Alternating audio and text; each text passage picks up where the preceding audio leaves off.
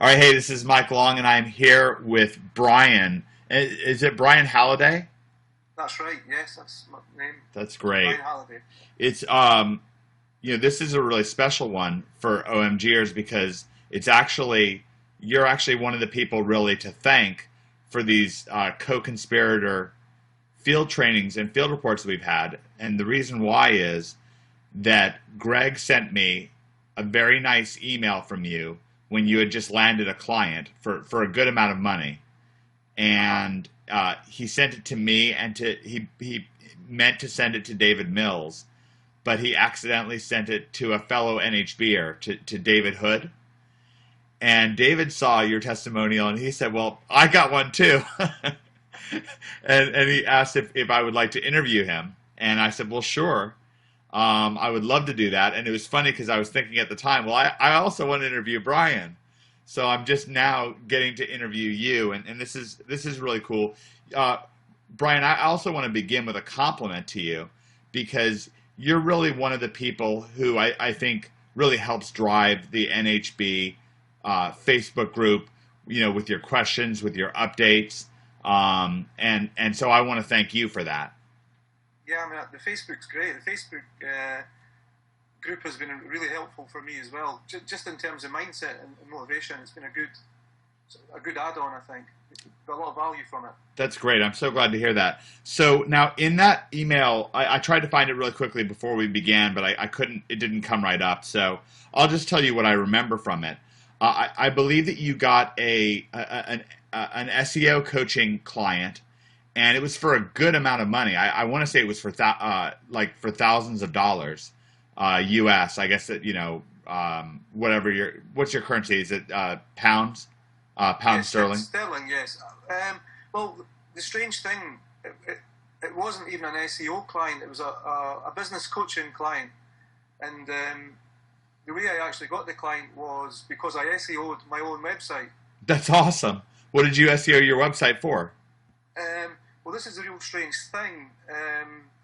I did a practice website. I'm also a hypnotist and a hypnotherapist. Uh-huh. And although I don't really want to do the hypnotherapy, I thought I would practice with a hypnotherapy site. So I ranked my site, which then became #1 for about 10 or 12 different terms. That's great. But the real strange thing was the client that I picked up had nothing to do with hypnotherapy. In fact, he was almost not going to phone me because of the emphasis on the hypnotherapy. He was looking for sales coaching and persuasion coaching, and I had 2 lines in my whole website that mentioned that I had a track record doing this, and it was purely based upon that he picked up the phone and called me. That's amazing. Can you tell me what? Would it be okay with you? Can I search up your site in Google?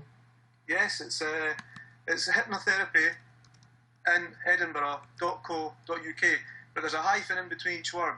So it's hypnotherapy in Edinburgh.co.uk. So if I search for hypnotherapy in Edinburgh, will it show up?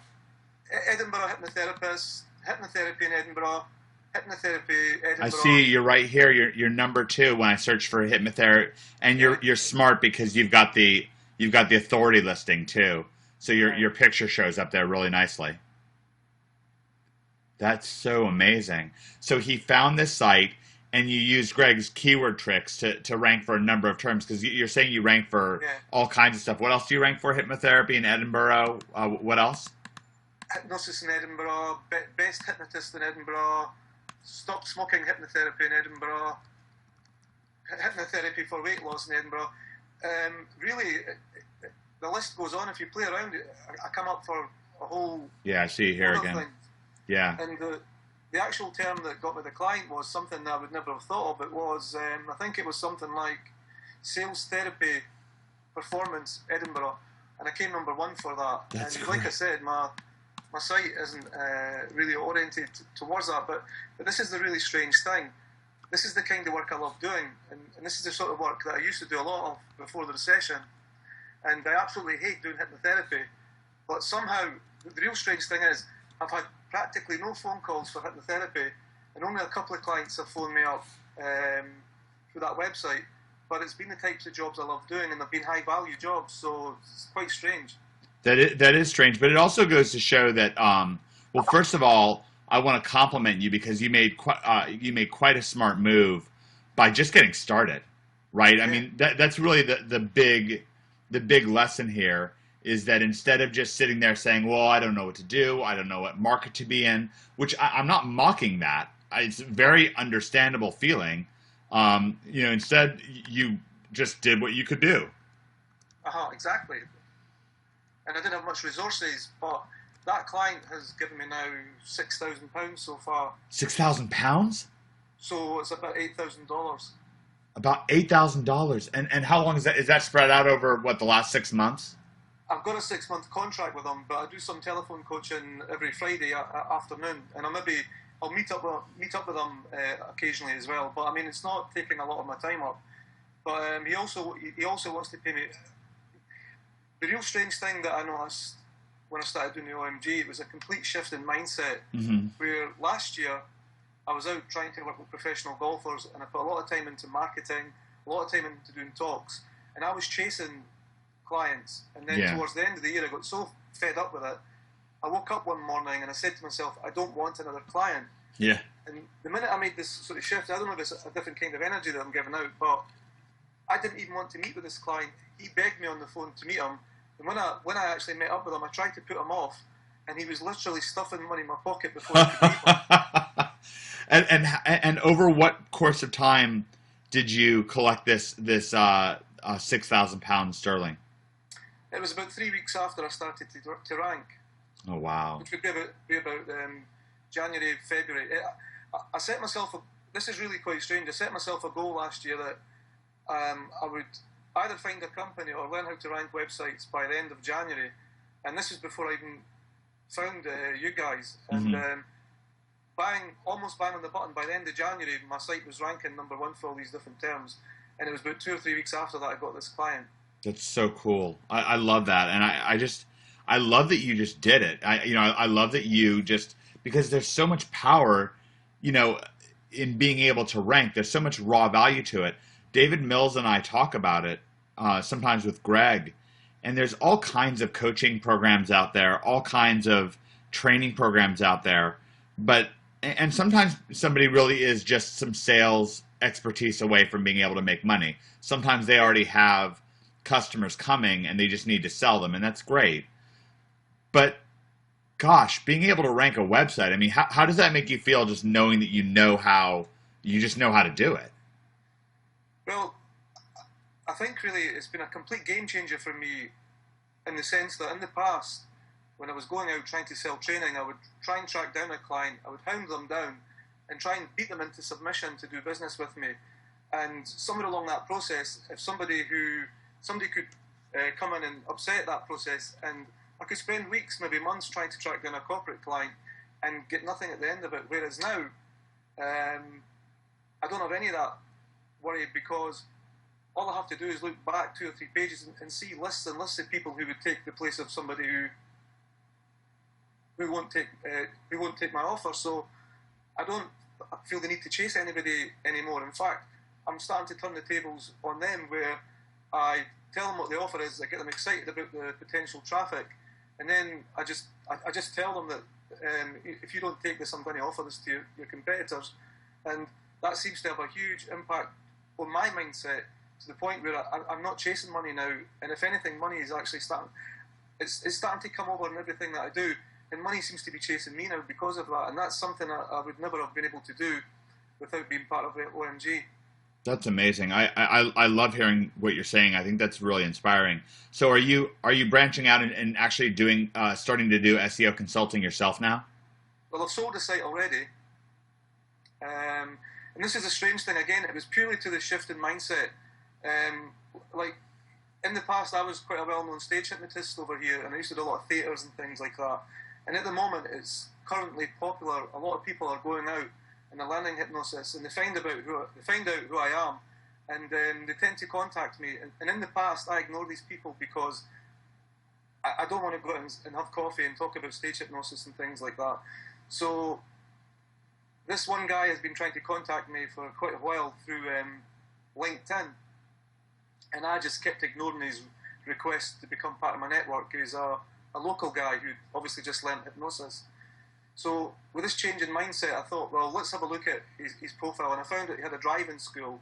And I found out that his driving school was like 12 pages back in Google. Huh.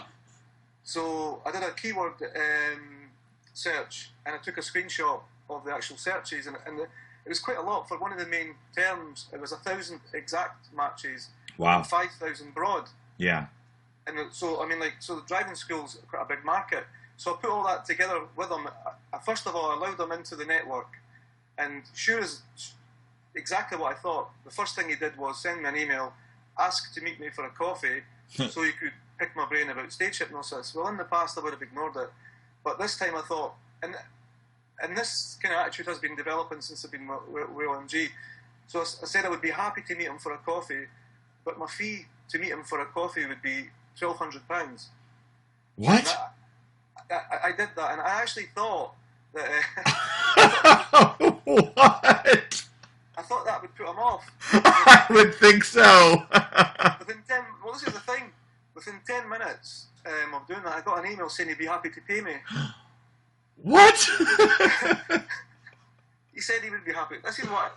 I mean, the thing is, right... I love this idea, like really placing... There was a shift in my life. I remember I was doing launches, and I was doing launches for people. This is back in like 2006, and I was just doing launch after launch, and it was weird because everyone knew that launches were valuable. Everyone knew that I knew how to do them, but somehow it was just always a hassle. The money side of things was always a hassle. And eventually I just got sick of it. I got sick of, like, you know, it was hard work. I felt like underappreciated. And eventually I just said, look, if you want to even have me look at your launch, you've got to write me a check for $10,000. And the first person who did that, we did a $14 million launch with them. That was the StomperNet. That's what happened. That's how me and David Mills wound up doing the StomperNet, you know, $14 million day was, you know, and it also got rid of some tire kickers. It got rid of some people who just didn't want to deal with it. And that's it. I just wrote a letter and I said, this is what I want. This is why. And so that's great. So he pays you £1,200. Well, the thing was, the thing is, at the moment, I'm really keen to get a portfolio of websites. Yeah. And so what I basically did was I actually persuaded him. He told me he didn't have a lot of money, so I actually persuaded him that it'd be better to work on his driving school first. I love it. That's good for you. Because once he actually makes money from the driving school, I know he'll pay me for the hypnosis anyway. Yeah, sure. So, so basically, I pointed out the problems he had with his website, and he recently had a problem with Google, and his Google Places, he had two websites. He had a hypnosis website, and he had his driving school website, and he had the double listing. So Google kind of just put him right out of the picture. Right. So one of the things I was able to do really quickly with the information that I've learned with SEO was to demonstrate my competency in SEO, which is basically, it's just something I've been only doing for a couple of months. But I was able to tell him exactly where he had went wrong and what he needed to do to start ranking again. And I also told him that the best idea would be to have an EMD site, a lead generation site.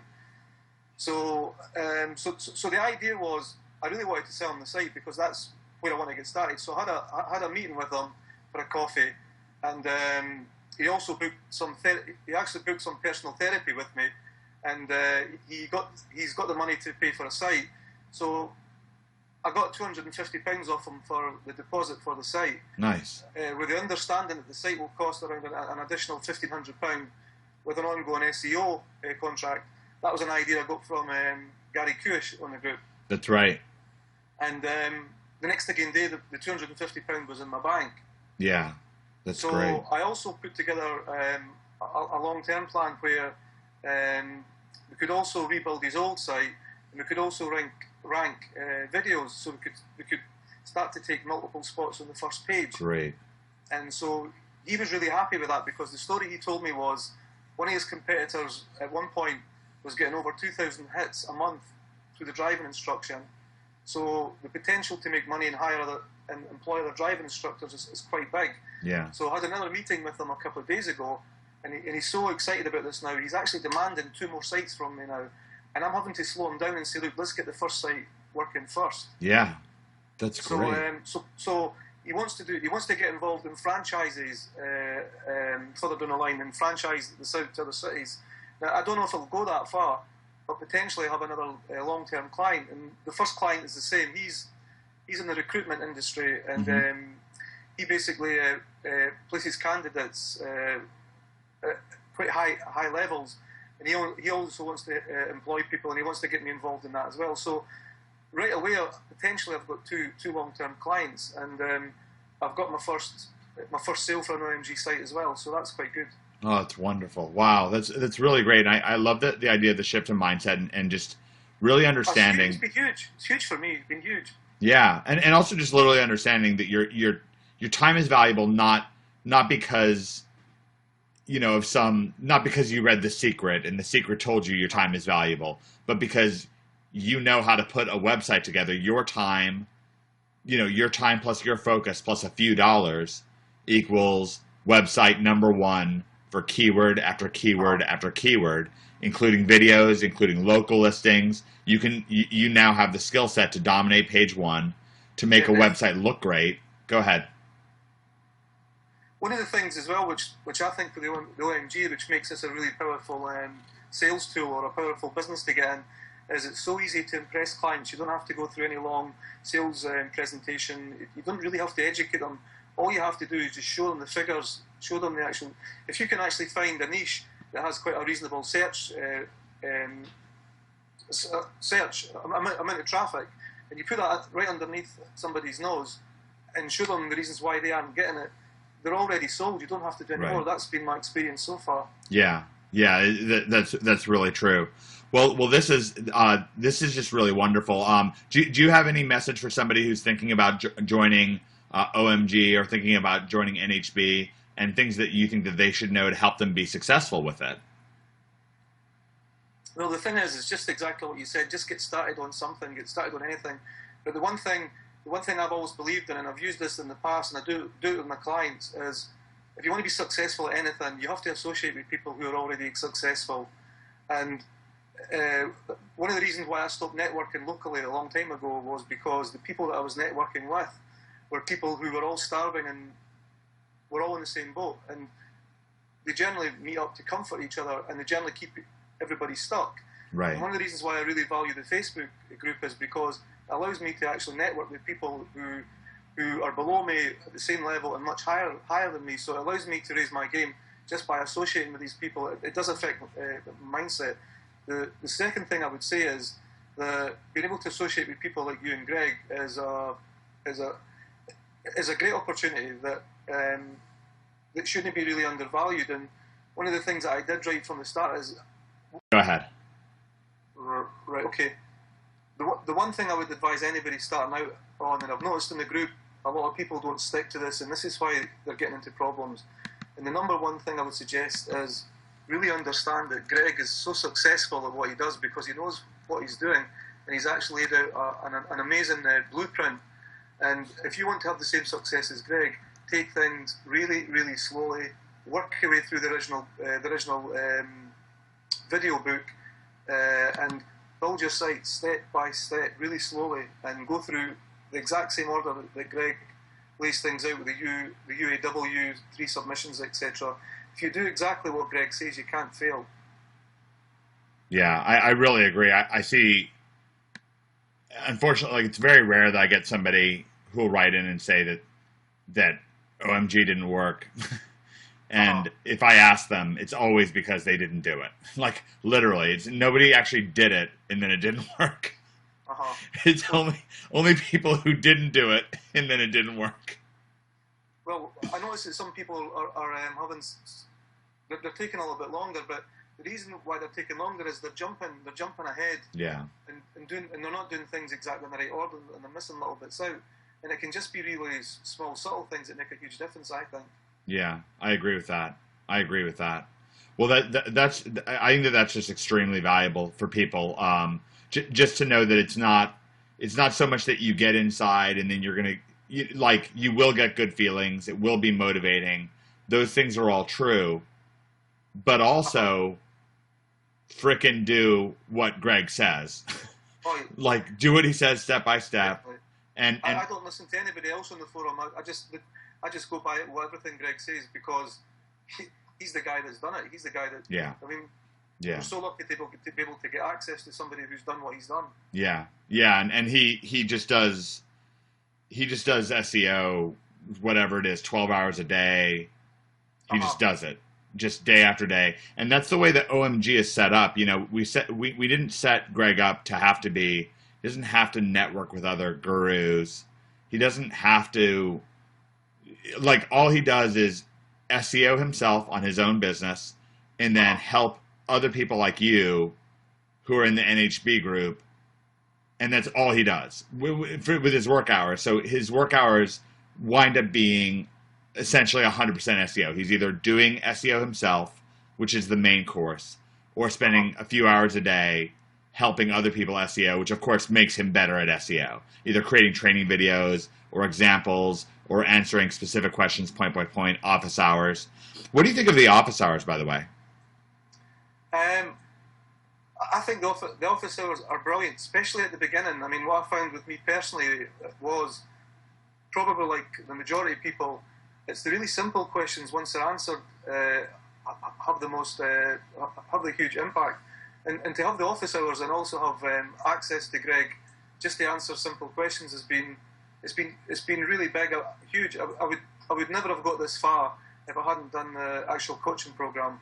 And the actual coaching program itself has just been put together so well that, I mean, you and Greg have a real talent for putting information down in such a way that again, if people do take their time and absorb it really slowly, you can't fail to get the results that you're looking for. Well, Greg and I have a secret hack ourselves. We do work hard, and I think that we're both quite talented.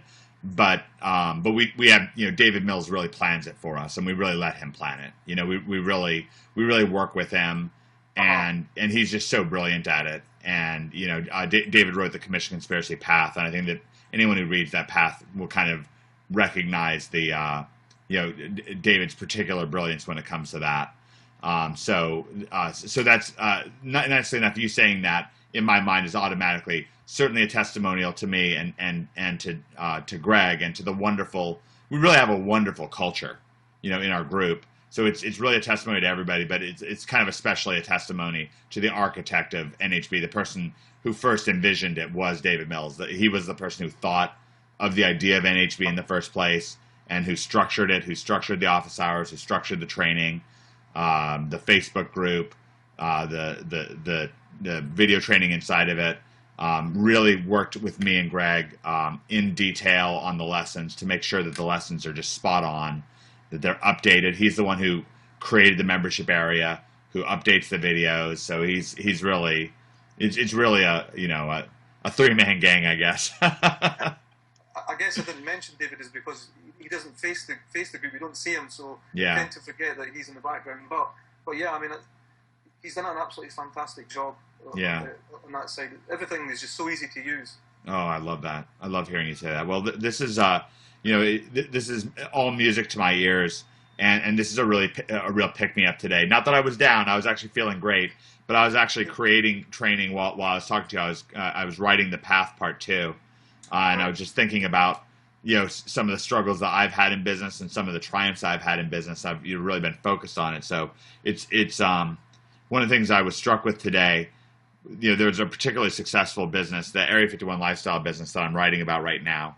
It really turned out particularly successful, but there were so many points at it that it really looked. It could look like a failure. You know, ultimately it's $1 million business. But so many times the answers were not obvious.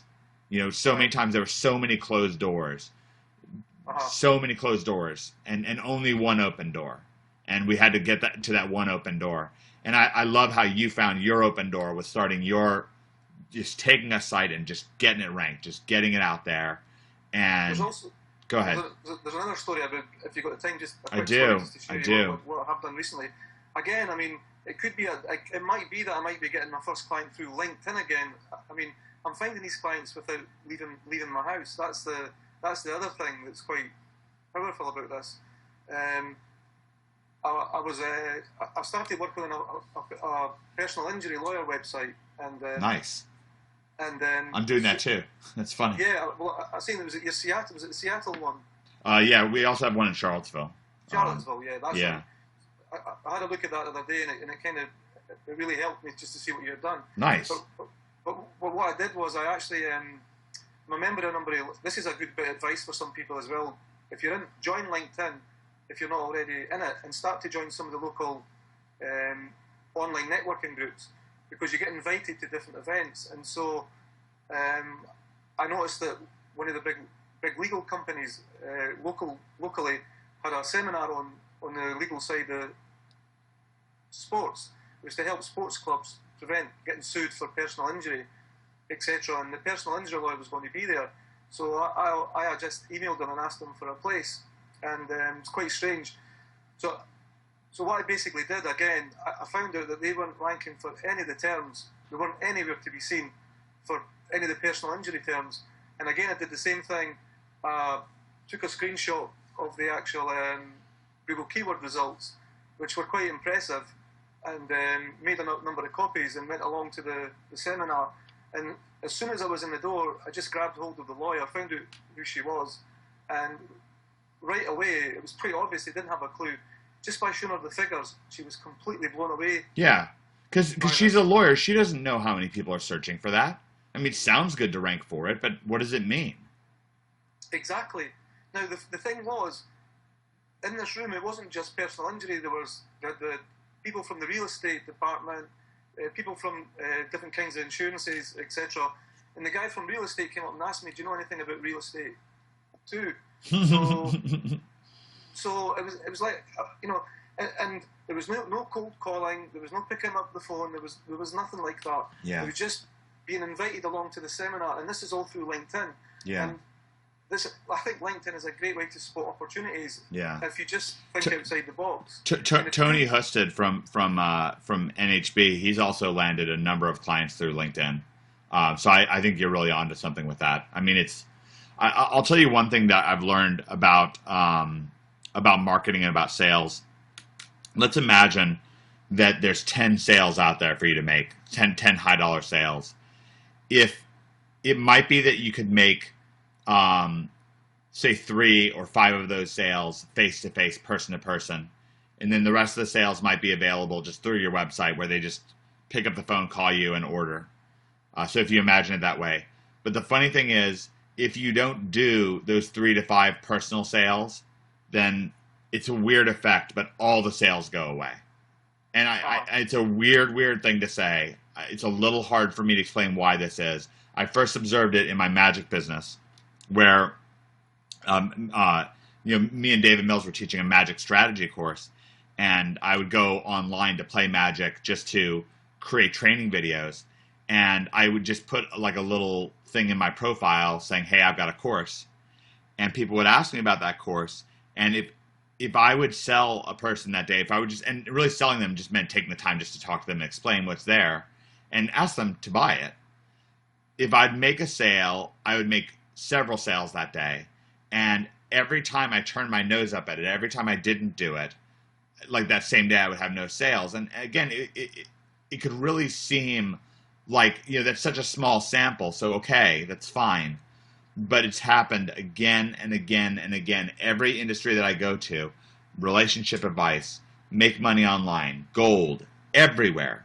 When someone's curious, they email me. If I talk back to them and help sell them on something, then not only do they buy, which is great, but other people buy it. And there's obvious reasons for that. One is that you get better at selling. You believe in your product more. There's word of mouth. All these things matter, but I do think that there's a certain element of the law of attraction there, where, yeah, definitely. If you care about it, I've said this before, but I made a slight modification to it. I say people respect what you inspect, but now I say people respect what you inspect, including you. Uh-huh. So if you see yourself caring about getting clients, you will get clients. right? Like you because you see yourself doing it, and so your personal resources get attuned to that, right? Your awareness gets opened up to it. You know, your personal devices, your energy, your whatever it is that you have to bring to bear on it expands. I mean, I actually one of the businesses I had and still do is I actually do teach persuasion techniques, and I've worked with all different kinds of salespeople and consultants. And I personally believe that the very persuasion at the very basic level is just two people. One sends energy, one person receives the energy, and they make their decision based upon how they feel about you and your products. And so, if you feel anxious or you feel down, the person at the other end will have the same. They'll pick up on the same feeling, and they'll associate to you in your products. So when you feel really good, they feel good, and people buy. Yeah. Then I think it's as simple as that. Yeah, I read a book by a really one of the top trial lawyers of all time. One of the top, he goes to court and argues. His name is Jerry Spence. He's very, very famous top level lawyer, and he says that everything that he knows about persuasion he learned from his dog. Like his dog just walks up to him and sticks his paw in his lap, because he wants to go out for a walk or for food, and that's it. He just comes up and he just plainly asks for what he wants, and that's it. And he does the same thing when he's asking, in a court, if he's asking for a verdict, if he's asking for, money from jurors, he asks for it. He just says, "Yeah, give my client $1 million. They deserve it." There's also something that I've discovered, and it's too soon to see if it's going to be long term. But when I joined the OMG, it was like a light switch in my head that basically overnight I stopped chasing clients completely. In fact, initially I just wanted to get absorbed in the technical side, and I didn't want to deal with any clients from other types of business. But when that client came through the website that had been ranked, it was almost like I didn't actually want to meet him because I was too absorbed in learning these new skills, and it was almost like I actually without realising it, I put obstacles in front of him to make it difficult to do business with me. And the more obstacles I put in front of these clients that were coming in the way rather than me chasing, the more they seemed to want to do business with me. And it's been the same with the driving school, where initially he wanted to meet me for a coffee, and I asked him for £1,200. Yeah. And I thought that would have got rid of him, but in actual fact, it actually made him even more determined to meet me. Yeah. And and what I found is where there's been a change in my mindset and my approaches, I actually make it difficult for people to do business with me now. I don't show that I'm too keen, and I actually almost tell them to go away at the beginning. And I've done this in the past purely by mistake. And every time I've done it, I find that people hunt you down and they literally force you to take their money off them. Yeah. And I'm really hoping that this is something I can build up and scale up. Well, and I think that one of the things that I've learned is that a high quality client is worth so much more. Not that they're high quality in terms of their moral worth or their value to God or anything like that. It's as we're recording this, it's Good Friday, and I'm certainly thinking about Jesus and all these kinds of things. But it's not about that. But what I mean is, are they high caliber in their business? Are they going to treat you well? And a good client is worth not even worth many bad clients, but like really bad clients have negative value. Even if you get some money from them, they drag you down, they distract you, they waste your time. You get tied up in their bad feelings, and people will ask me like, well, what about if I don't get the deal? And I say, well, then you'll have more time on your hands. That's great, right? Like think about it, right? Like if you don't get the bad deal, then you have more time to build up your skills or to build up your rankings or go read a good book. That's just the bottom line. And nowadays I don't almost take on. We take on very, very few projects at this point. We're very, very selective. I'm fast to lose a client or a partner and slow to gain one, if that makes sense. I'm eager to, so I think that there's some real value to what you're saying, and that you're on a good track with that. And Brian, I just want to thank you sincerely. Like this has been really, really great. I think you've been somebody different than when we've been doing these co-conspirators reports. We've had such a wonderful range of people, but you're really coming from a great place, and I think that this was valuable in a very different way. Every one of these co-conspirators field trainings and field reports have been different, and they've taught me something. And of course, it's very nice for me to see you on your path to inevitable success and to see you gaining. And so I want to thank you for this. And I want to thank you for OMG, because it has been a complete game changer for me. It's completely opened up a new world to me. And I'm actually really looking forward to the next 6 months instead of dreading them. I was in a really bad place last year, and OMG has really helped lift me out of that place. I'm so glad to hear that, Brian. All right, well, thank you very much, and I will see you inside of NHB. Okay, thanks, Mike. Cheers. Bye. Bye-bye. Okay, this is Mike Long, and I'm here with Gary. It's Qzx8, is that right? Yep, Qzx8, yep. All right, Gary Qzx8, and this is exciting. Now, Gary's coming from all the way in, coming from all the way. Are you actually in Sydney?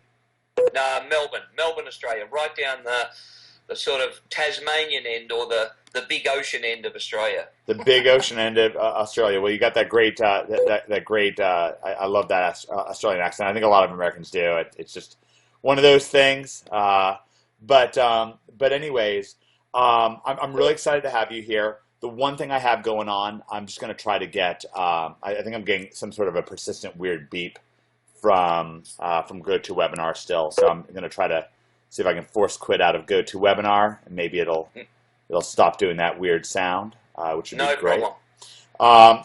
So this is exciting for me, and it seems like so far we're getting good video from you. So we'll leave the video on until we start losing it. You've had quite some triumphs recently. You're an NHBer, and you're really accomplished. And there's a couple things that I really like that you've done. You're, by the way, wonderfully. I think that people just absolutely love having you in the Facebook group. Very inspiring. You're having a lot of success, and also you're very insightful. I actually picked up a great tip from you. You were scolding me. I know that you're not a fan of Thesis, but you kind of were scolding me because you didn't think that I was doing enough with Catalyst, which it really is a great theme. I took your lead there, and I took your advice, and I've really been using a Catalyst quite a bit. Actually, if you go to, let's see, if you search for Colorado Springs veterinarians,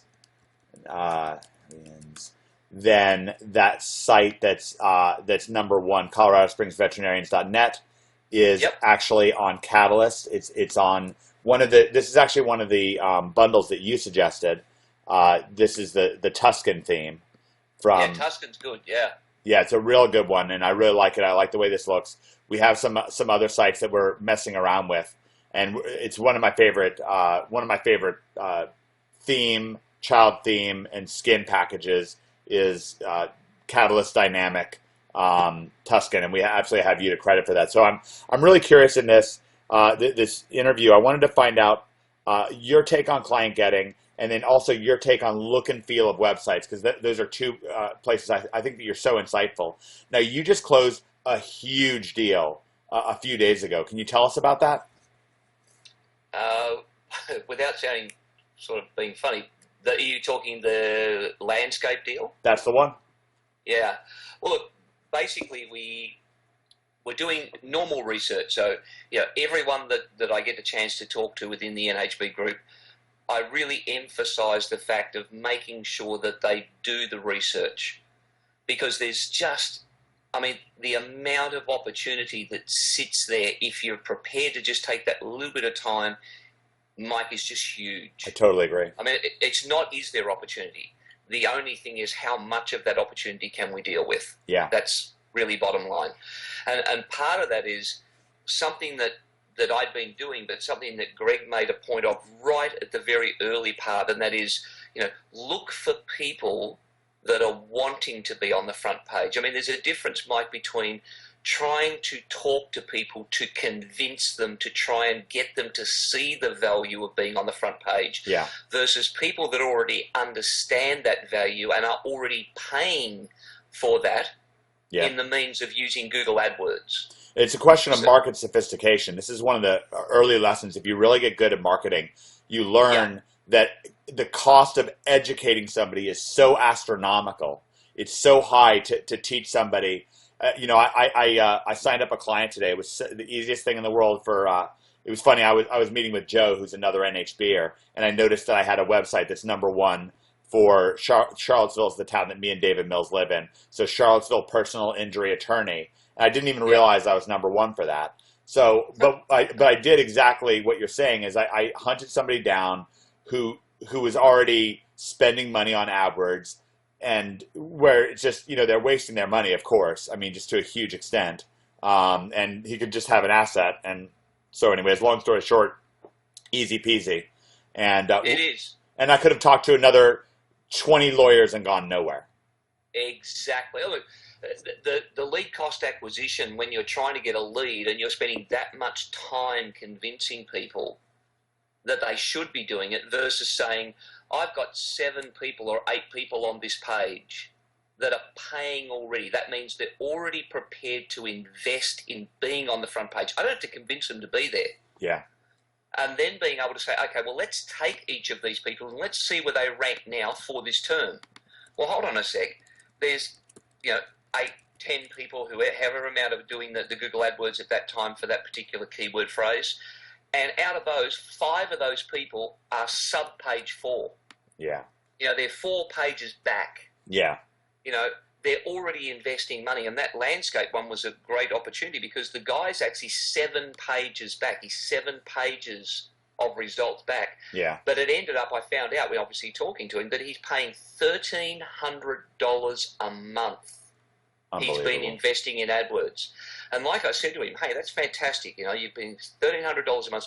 What's your ROI? How many sales are you getting from that? What's your net return on that? I said, because what you have to think about is the moment you stop investing, that's gone. Yeah.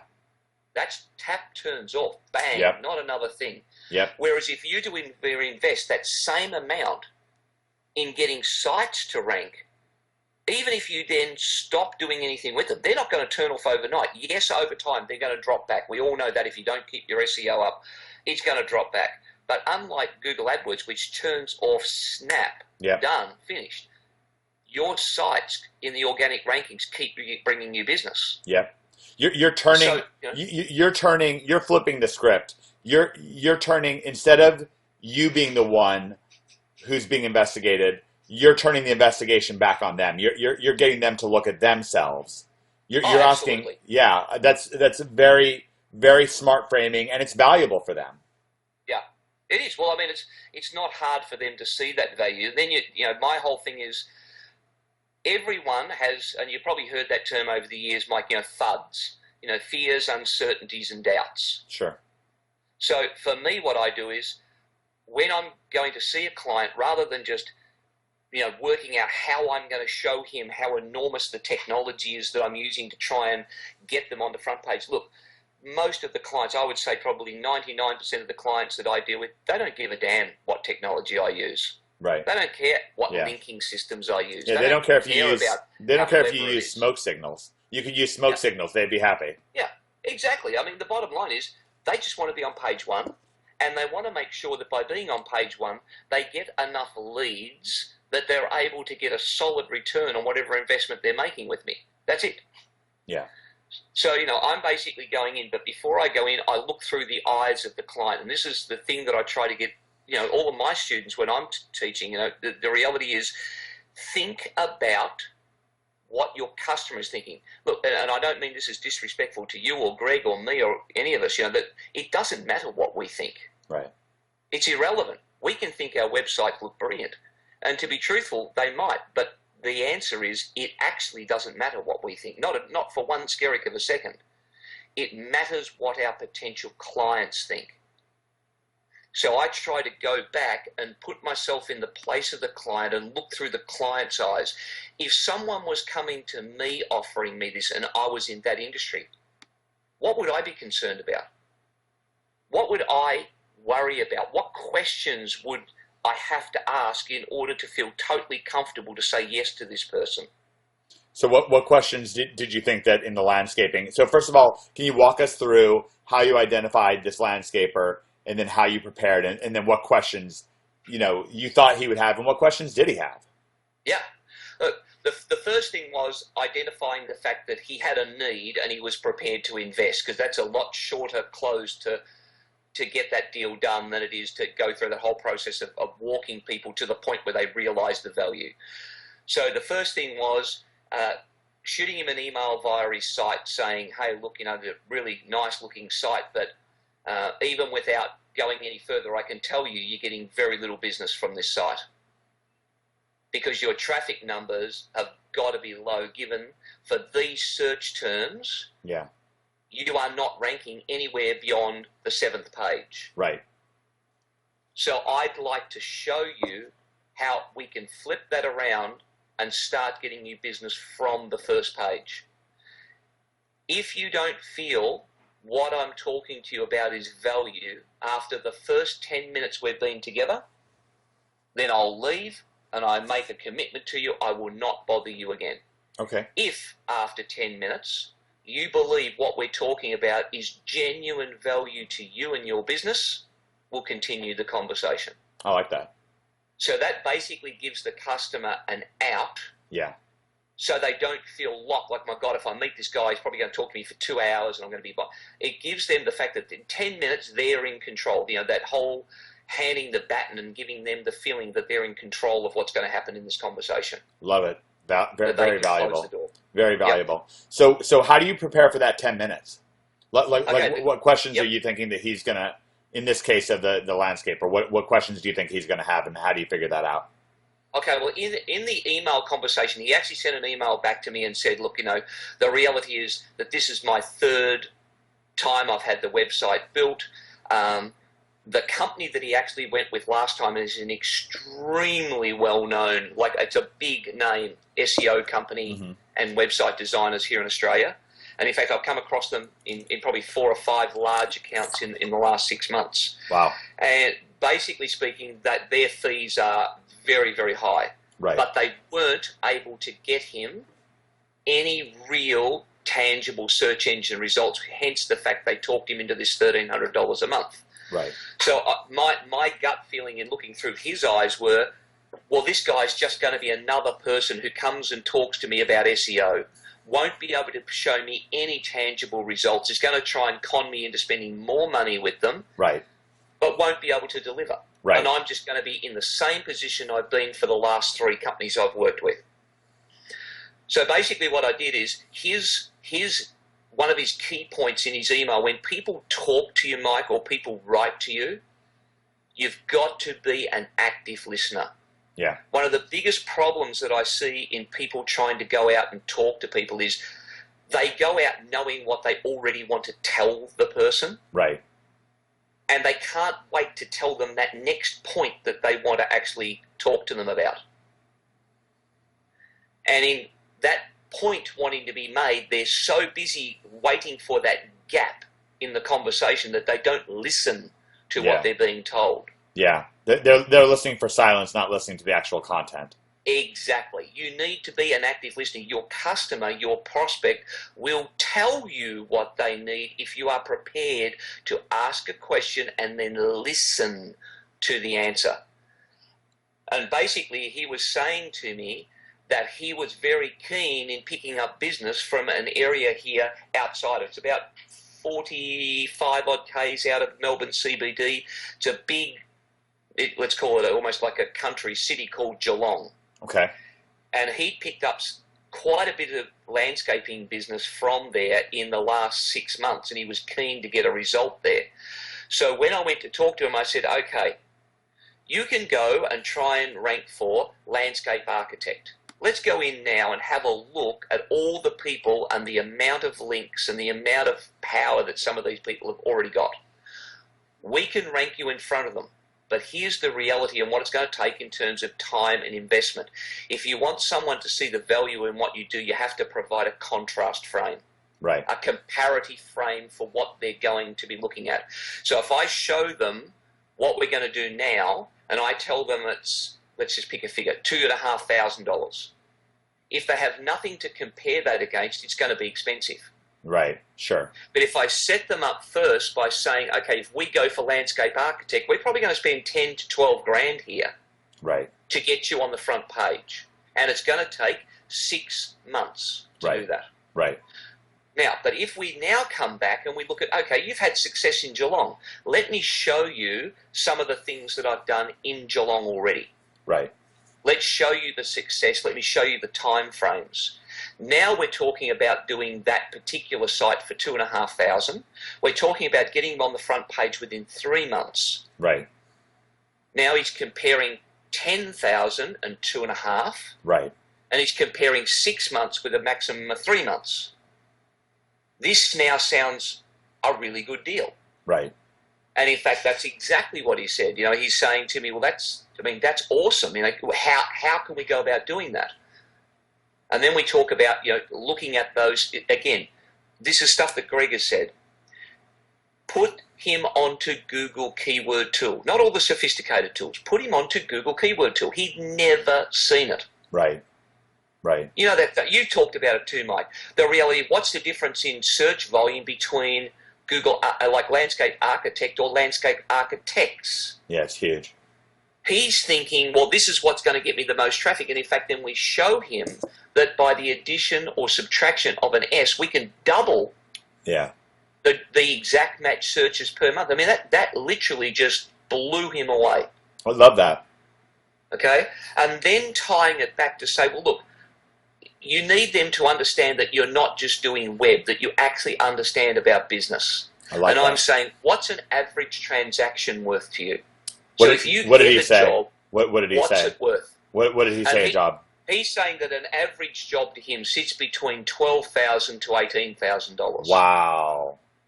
Right? So that sort of job, it was just like, as soon as he said that, my question, the rhetorical question straight away is, how many jobs would you need to make what I'm talking to you give you a payback?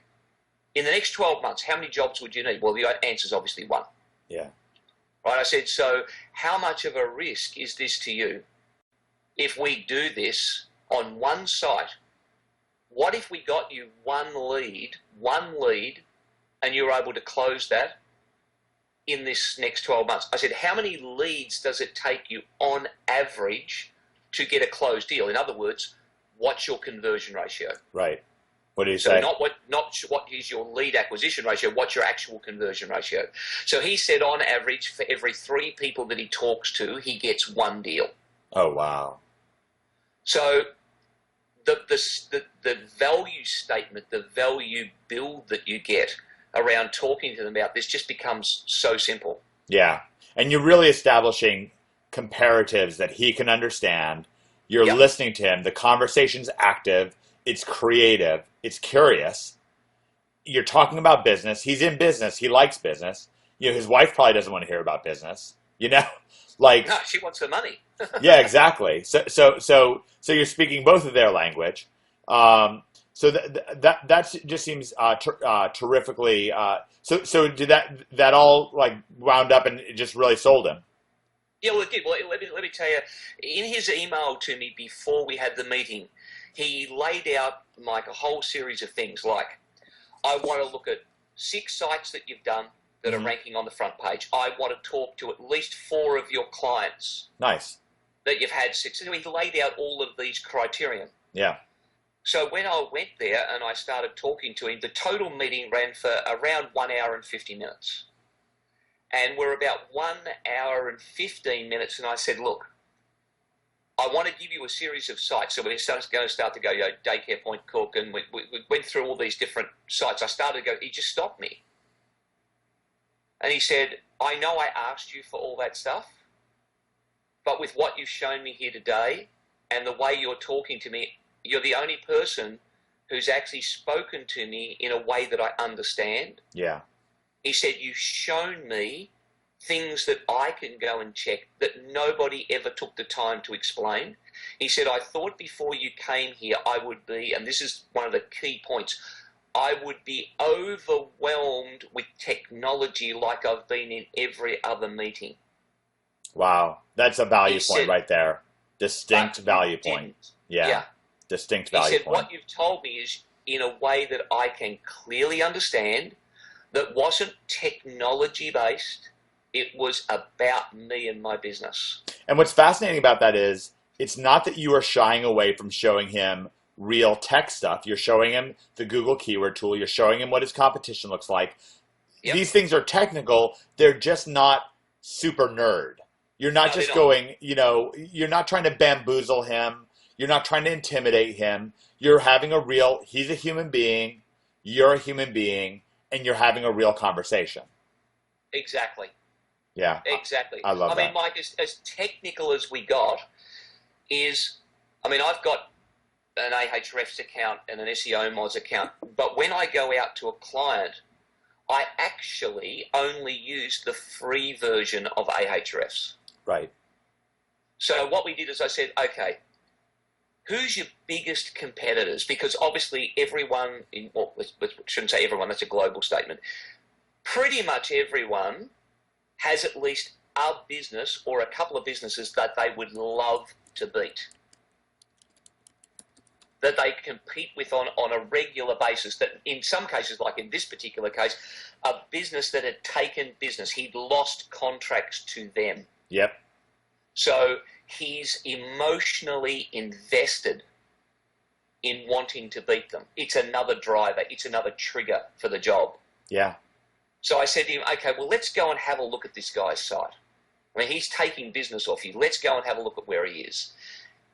And it's interesting when you do this, Mike, because when I was investigating that, here's another guy that's spending a lot of money on AdWords, but in fact his site is like something out of the 1980s. Wow.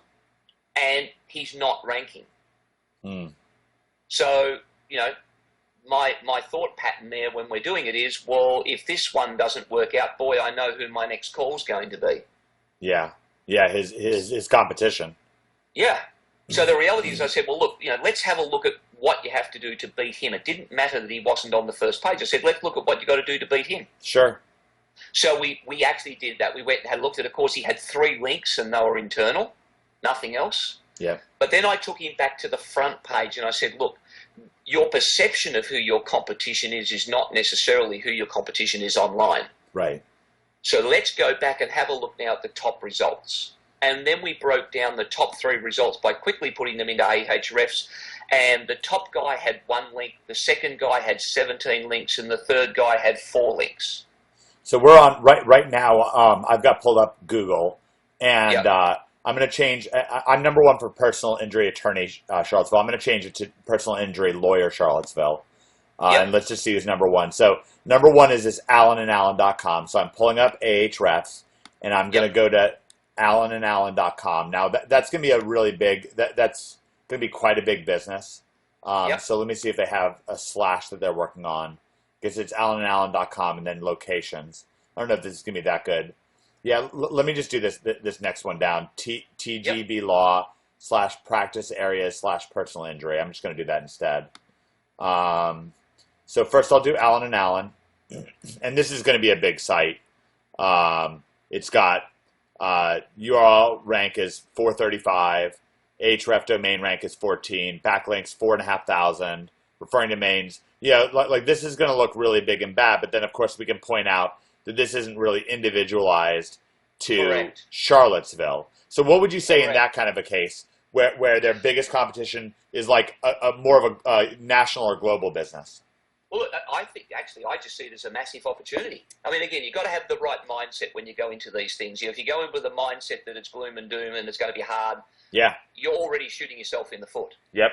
So the way that I look at it, Mike, is I say, look, this is a big company. And in fact, one of the companies that actually, and it's interesting you said it, one of the companies that we looked at is an Australia-wide company. Yep. But the reality is when you do a link check on the / and the actual location, it's really beatable. Yeah. I mean, massively beatable. Yeah. And at the end of the day, I just say, look, here's exactly, because now I tie it back to what I was talking about when I first started talking to him. If you want to go for the big term, then it's going to take time. If you want to hit this company right at their main point, it's going to take a lot of effort. But if we focus now on getting an exact match domain on that keyword with this location, mate, we're going to beat them. We're going to beat them out for Geelong. We might not beat them for Melbourne, let's say, or we might not beat them for Victoria, which is the state. But we're going to beat them for Geelong. Now look at the next area that you want. So he was saying Williamstown, which is another suburb much closer to Melbourne. So we looked at that. The domain was available. The people that were competing against that were a little more sophisticated. But again, nothing that within a short amount of time you couldn't, with an exact match domain, you weren't going to be able to rank for. Yeah. But the one thing is, we all know that exact match domains don't work anymore. Well, yeah. Just joking. Just joking, yeah, folks. Exactly. Well, the bottom line of that is that I think it's one of the most powerful assets that we can use. Yeah. It's been that way with all the Google news about the changes to EMDs. Look, has it affected EMDs? Yes, and you're crazy if you don't acknowledge that it has, because Sure. it has. Sure. But I'll tell you right now, you do ranking the right way, not the scammy way, the quick, 15,000 links for $5, crap, do it the way we've been shown to do it. Your site is going to stay there. All of the EMDs that I have, and I can say this, with absolute integrity, I have not had a single drop in place, even for the most rudimentary sites like our learnbjjonline.com. We did that one, Mike, as for one of I was running internet seminars teaching people how to do online businesses, and we actually ran that as just to show people how you could rank with a single page of content. What's the name of it? It's www.learn. Yep. BJJ online. Okay, got it. BJJ stands for Brazilian Jiu-Jitsu, and it's Learn Brazilian Jiu-Jitsu online. Yep. And we're number one. Yep. Now, the reality is that hasn't even been, shows you how old this one is, it hadn't even been updated to Catalyst. It's still on an old Woo themes, and it's number one. The interesting thing about it is Submissions 101, I'm not sure whether this is still exactly the case, but if you're looking at it, you can probably tell me. Submissions 101 was number 2 underneath us, and the Gracie family, who's sort of like the people who founded Brazilian Jiu-Jitsu, they founded it. Were number 3. What should I search for? Learn BJJ? Yeah, Learn BJJ online. Okay. And it should be the number 1 result. Yeah, it is. It's the number 1 result. Number 2 is learnbjjtechniques.com, and number 3 is Hoist Gracie's. That's crazy. Okay. Yep. That's crazy. Now, the Gracies have actually tried to buy that domain off us. Yeah. And they've done it pretty much every year. They've made some sort of offer on. Hopefully they don't give you an offer of intimidation, because I would then I would sell. Well, actually, I'm a black belt in BJJ, so I'm quite happy to take that on. Okay, all right. Well, good for you. So this sort of thing is where I know, because I know the Gracies quite well, and the reality is I know that they've, as of December last year, they'd spent nearly 300 odd K on their website. Oh my God! With their shopping centres and all the rest of the stuff, and we're outranking them with a $9.95 domain and a 1 page of content and a lot of other pages with under construction on it. That's so funny. Right? That's great. It just goes to prove, to me, Mike, that just proves the power alone of EMDs plus a little bit of on-page optimization. But there's no links to that. That's just, it's an empty site. Yeah, it's just. I've not done any linking in any way, shape, or form in any way with that. Yeah, EMDs are really powerful. So I went to Ahrefs and I pulled up the Charlottesville office for Allen and Allen, and it's saying now it has a big URL rank. It has a big page rank, 6.7, very high. But the you're also only looking at 13 backlinks, 7 referring domains. They just don't have a lot of links coming in, and so it's in terms of, you're looking at 13 backlinks. I mean, it's beatable. Yeah, absolutely, it is. Yeah. I mean, obviously, the quality of those backlinks. Are they using paid backlinks and high is the credibility, authority of those links. But the other side of it is, at the end of the day, and you've made the comment, Greg's made the comment, at the end of the day, we're all able to buy backlinks. Oh, yeah. Yeah? Oh, yeah. So the end result is, if it's something that makes fiscal sense to do, yeah, because it's going to get us an outcome, then the end result is we can all do it. We're no different to any of them. The bottom line comes back to just what we can negotiate, and the end result is with what Greg and you guys are teaching. People in the NHB group understand how to look for the deals with backlinks. We understand the value better, so therefore we're able to negotiate better deals. I love that, and I agree with that. Now, so what was the final deal that you made with the landscaper? Well, basically what we're doing is we're going to rebuild his main site. I was actually doing a PM one-on-one with one of the other guys that's in the group because he wanted to know how to move the site, and I actually showed him this site. The last site that was built, Mike, looks awesome. Right, it looks awesome, but it's all images and JavaScript driven. Yeah, it's bad for SEO. Negligible text. Like, I mean, they'd be struggling to have 50 words on a page. Yeah, if that. Bad. Yeah, it's really bad. Right. So the end result was we were going to look at whether we kept it and went with the schema.org. You know, put the back end micro data in to get the search engines to rank it on the micro data. But he's made the decision that he wants the site rebuilt the way we're doing other sites. So that's a money site. So that there's quite a bit there that's got to be done. So that's quite a costly site. But then we're going to build a series of 6 EMDs. Love this. I love this. This is a great strategy. Yeah, that actually target then the local geographic regions that he's doing. And the way we've already done this, Mike, with another site, Polyframe, which is we've built 11 EMDs around that one. Now, what site is this? That's Polyframe. It's www.polyframe.com.au. It's an Australian site. They sell double glazed windows. How do you spell? Is Polyframe 1L? Yeah, it is. It's Polyframe, all one word, Polyframe. Yeah, it's a great looking site. Right. Now, when these guys came, and this is just look, this is not huge, but I'll give it to you anyway. When I came to work with Rob, the guy who owns Polyframe, he'd already had the site built a couple of times. The second time was by a quite reputable firm, but in fact the site had gone substantially backwards in the ranking. You're probably going to laugh when you hear this, but he had a total, Mike, of 164 visits in 11 months. Oh, wow. That's 164 visits, not for the month, for the year. Yeah, it sucks. That's in 11 months. So basically what we did is I rebuilt the site in Catalyst for him. We actually built it with sidebars, scrollers, and bit by bit we turned everything off, and then we turned the sidebar on, and then we turned the slider on. We've been measuring the effects it has on lead generation, not just traffic, but lead generation. Yeah, we're doing a lot of testing with sliders ourselves. They're a mixed bag. They are a mixed bag, and it really depends on the market. In fact, in this particular market, turning the slider on, even though it looked fantastic, actually really hurt our conversions. Yeah, because it can confuse people. You have to be really careful. Now, exactly. So we turned it all off. Yeah. And now with this one, he's up over 1,000 visits a month. Oh, wow. So exciting. Which for what he was doing is huge. Yeah. The best thing is we're ranked on the front page, which he'd never been able to do. We're ranked on the front page for double glazed windows, but in fact, he's ranking for 62 keywords now, and 40 of those are on the front page. But the 4 that he wanted was double glazed windows Melbourne, double glazed windows cost, double glazed windows price, which are the 4 that brought in the most traffic. Yeah, here you are. I'm on double glazed windows Melbourne, and you're at number 2. You're above the local rankings. Yep. And it's getting, and proof is in the pudding. It's getting 1,000 visitors per month.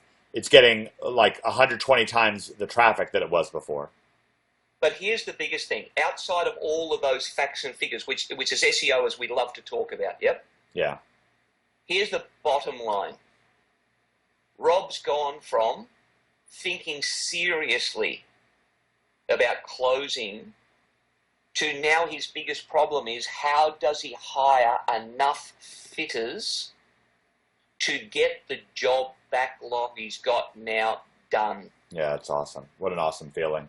You know, 30 odd thousand to $40,000 a deal is the average deal for doing the homes with double glazed windows. He's sort of more in that higher end of the type of double glazed windows that he does. Yep.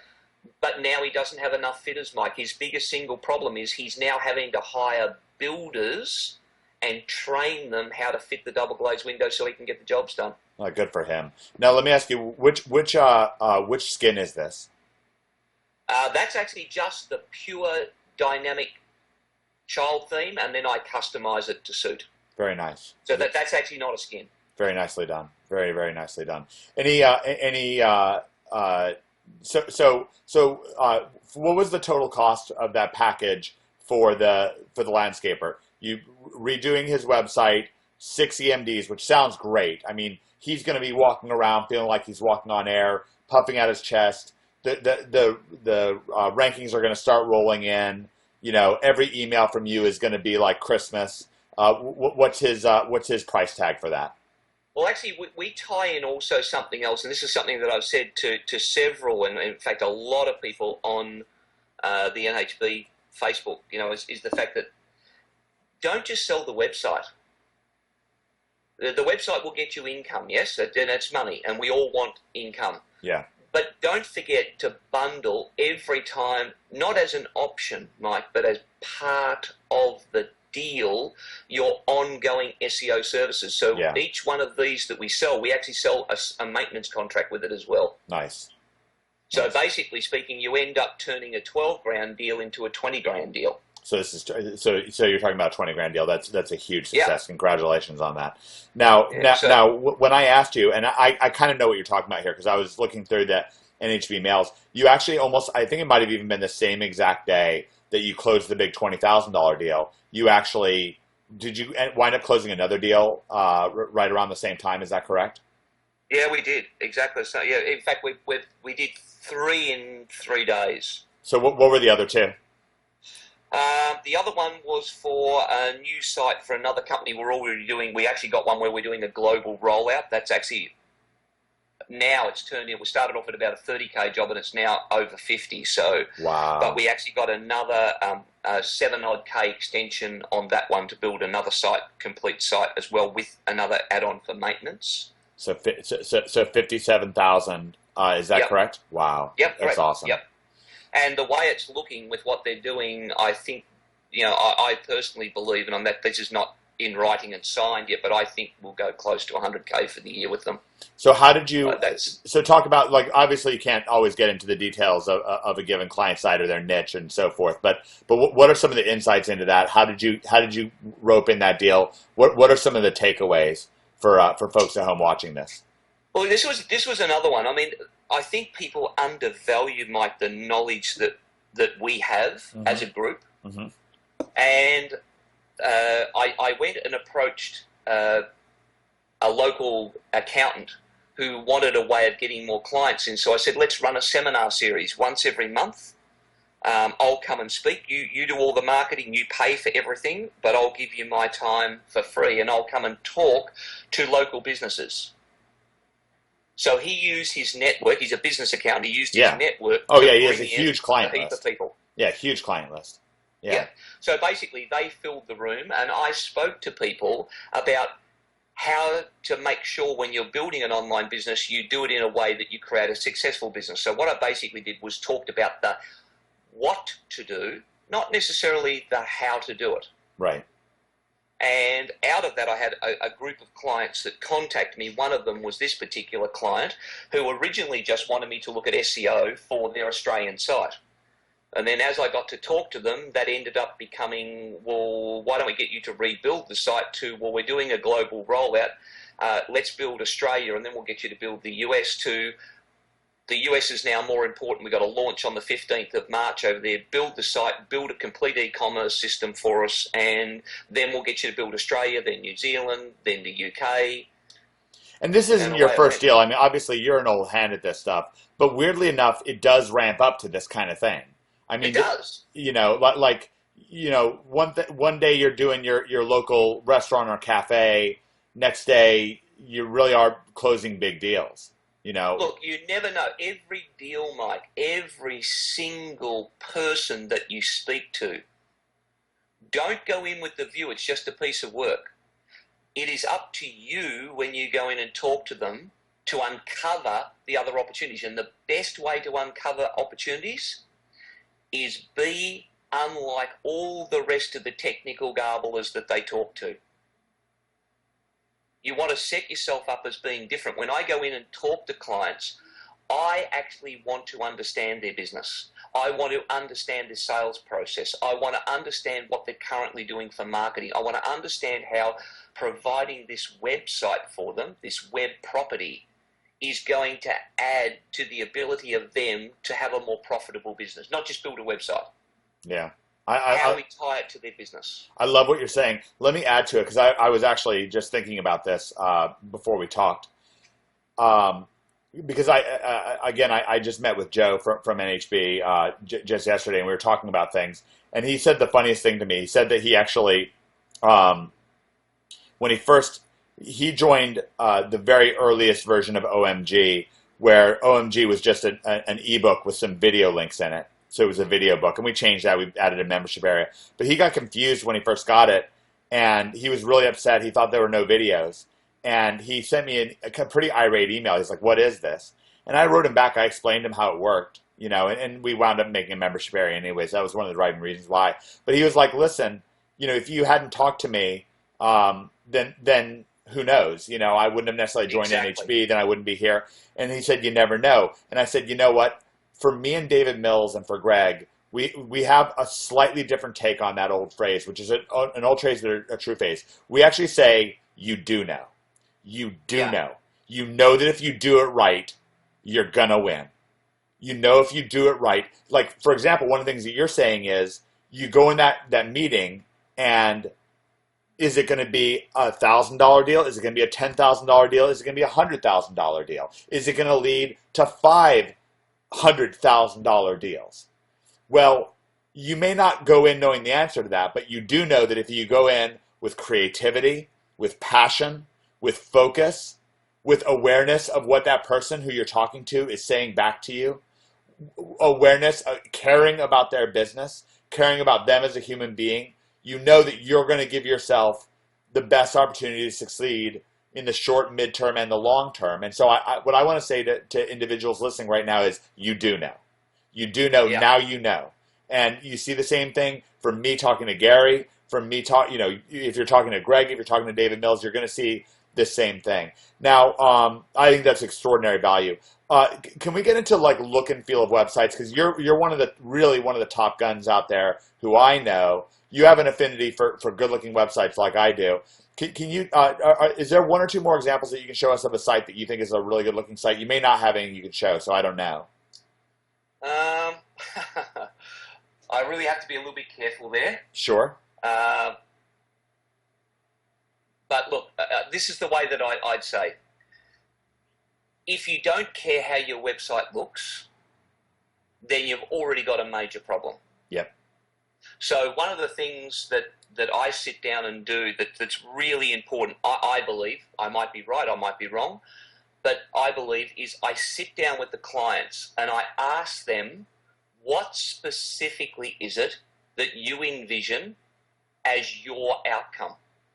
Because at the end of the day, what I think is a great looking website, what you think might not be what they think, and at the end of the day, they're paying. It's my job to advise them if I think something is fundamentally wrong. But I'll sit down with them and I'll say, tell me what it is. One of the most common answers I get is, well, I don't really know. And there's a little piece of NLP technology that you can use, and you say, well, that's okay. Mike, if you don't know, that's fine. But if you did know, what would it look like? I love that. Yeah, you're kind of releasing them. Yes. And so basically, I suppose I'd have this and I'd have, and all of a sudden they have got a vision. Yeah. They do know what they want, and then they lay it out for you. And once they lay it out, the rest becomes really simple to do. I made a point of doing one thing. I wanted to learn, because I'm not a graphic designer, I'm not, I never professed to be an artist or anything else, but I made a point of learning Photoshop. Yeah, I think it's valuable. I agree right? with you. And now the reality is that there's, you know, I'm not a power user of Photoshop, but I can pretty much do anything that I need for the web. And I want to, if it's okay, Mike, I want to give you one little example of this. I'd love it. I was with the client that I'm doing that global rollout for, and one of the co-directors, the co-founders, said to me, you know what, I'm really happy with the look and feel of the website. And let me tell you, they've designated everything that they want to the nth degree. And they said, you know, there's just one thing. We've got this product, it's called Pickpocket, and it's a little pouch that the nurses wear that they put all their stuff in. The website that we got built for that is just a disaster, and it's not working. Well, when we went and had a look, it's had 9 visits in 6 months. Wow. You hear that sound, ka-ching? Yeah, absolutely. Because there's now another opportunity. I've just put a proposal in for them to take that one. So the end result is I said, well, look, let's get it onto your main site, because you've got a piece here where you're putting, you know, your news on the front page in a real estate space that really shouldn't be used for that. Let's put it in. One of the dramas that they had was they said, we don't have an image of a US nurse wearing a pickpocket. And so I said, fantastic. Now let me go and put something together for you, and I'll find a stock image out of iStock Photo and send me an image, a decent image of the pickpocket, and I'll actually put it on the nurse. Yeah. And I did. And I sent it back, not yesterday, the night before. And anyway, they came back to me and said, man, you missed your calling. You know, we've asked 4 different design agencies to do this, and none of them seem to do it. And this just looks awesome. It's now on the front page in the lower, the lower right-hand corner of ConnieUSA.com. So now the end result was that we've built an open cart system. So open cart being a shopping system, it's open source as like WordPress, and we've matched the website to the look and feel of how we designed the shopping cart, so everything looked the same. How do you spell Connie USA? It's ConnieUSA.com. So it's www.connieusa.com. Yeah, and I see it. I see that, and this is the image of the nurse with the pack. And you know, I've harped on graphics design, and people, they don't listen to me. I don't know what to say. And some people do, but it's such a big differentiator, and it's so easy to do. It's so easy to learn. You know, I mean, goodness, just work in Snagit, work in, you know, a little bit in GIMP if you can't afford Photoshop. Exactly. You know, because it puts you, like, first of all, it slashes your costs. Okay, because if you're always having to outsource graphics designers, then you have to manage them. You have to find a good one, or find another good one, or you have to pay one full time. It increases your costs. It takes more time to do it. It makes you seem less competent because you're more dependent. Basically everything that you see coming out of OMG, Bring the Fresh, any of the things that I do, you know, any of our Insanity versus P90X sites, you know, Area 51 Lifestyle, all that stuff. I do all of it myself. I am not above it. I'm not above it. You know, I earn $100,000 a month. I'm a graphic designer. There you go. Yep. Now you've heard it. Okay. Yep. Like, I love hearing you say it. And this is one of the things I didn't want to back you into a corner, but it's so valuable. And this stuff like this Connie product guide that's right next to the nurse with the pack on. It looks like a magazine. That in Photoshop. Yeah, that's 30 seconds in Photoshop. It's 30 seconds. It's a Photoshop action. Yeah, exactly. That's it. And I've included videos that you can go through and that explain that and explain how it works. And it seems miraculous until you do it, and then it's easy. and these things. One of the things I want to point out, and this is something that one of the reasons why I'm very grateful to have Gary, you know, to sit down with us here, is that one of the things that he realizes to do, that I want you to realize to do, a takeaway from this, is to look and see what are the low-hanging fruits that I can do, that if I learn how to do, I can bundle into a deal. You know, absolutely. SEO maintenance, a little bit of graphics design here and there. You know, can I learn how Catalyst works? Can I learn how Dynamic works? Can I purchase a couple skins, like, you know, like I showed you at the very beginning? You know, Tuscan's a great skin. Can I learn how this works? And each of these things I do, expands your ability not just to command more from a deal, but to have that deal be more long-lasting, more successful to the customer, and even get deals that you would not have gotten otherwise. Because you have that command of things. So I think that that's extremely valuable. I also want to point out that the client getting mechanism that you talked about, where you worked out a deal with the accountant to get a seminar of people and speak to them. What was the upside for the accountant? Because that was a great idea. Oh my God. He picked up on average about 6 new clients a month at an average of 15 to 20K a client per annum. Wow. So it was a huge deal for him. Now, Yeah. how was he acquiring new clients from doing that, though? Wasn't he using his existing client base to fill the room? Well, actually, he used his existing client base, Mike, to seed the people into it. But then word of mouth, like people go, my God, that was just awesome. Next thing, there was more people and more people and more people. The end result was he had a whole lot of people in the room, which he was getting all their contact details for, and they weren't his clients. Oh, that's awesome. That's awesome. So a real win-win. As a spin-off of that, Mike, we had people from the Geelong City Council who then contacted the City Council where we are, Wyndham, who then approached me and said, we'd like to do the same thing for 2013. So we actually kick off this month doing them, but we're doing them regionally. 6 councils have got together and they're promoting it, newspapers, radio, everything, and I'm presenting once a month. Awesome. Across 6 different councils, which again is just another huge stream of work. I love it. That's very wise. It's very wise. I like that. What was the? I know this is going to be on people's minds. What was the third deal that you closed? You closed 3 deals in 3 days. What was the third one? Yeah, we had another one which is actually based on a clothing company which is basically predominantly shoes. And they actually saw the job we did because it was a friend of a friend, this is how these things all come about. They did. It was a friend of the daycare, the day spa point cook, and saw it and saw the results we got in a matter of, it was under 3 weeks to put them on the front page, and said, oh my God, that just looked awesome. And of course, you sit there going, yeah, it does, doesn't it? But the bottom line for all of the people that are in HB that have been following on the Facebook know that it's just a catalyst in store with a skin on it. Yeah. It's not. I didn't even change the color of the theme for this one. I just put it up. It was in total less than 5 hours work. Yeah. And bang! But out of that, we've now picked up another job, and there's another. This stage probably around 5 to 6K. Nice.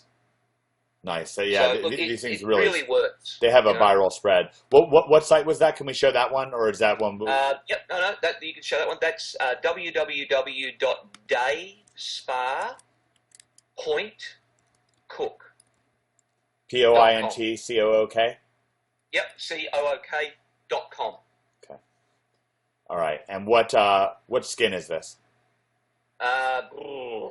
It's one of the ones in the bundle, Mike. Yeah, I know what you're talking about. Yeah. I can't even remember the name, but I basically just looked at it and thought, oh, that looked pretty good. It already had day spa type look about it. Yeah. And I just went bang and put it in. Yeah, this is from the Johnson bundle. I know what you're talking about. Yeah, and this is gorgeous looking. It's gorgeous looking. It flows through.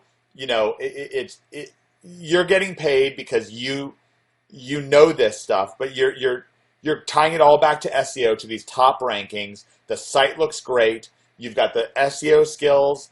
You've got the skills of caring about their business, listening to them, and you tie that into some graphics design.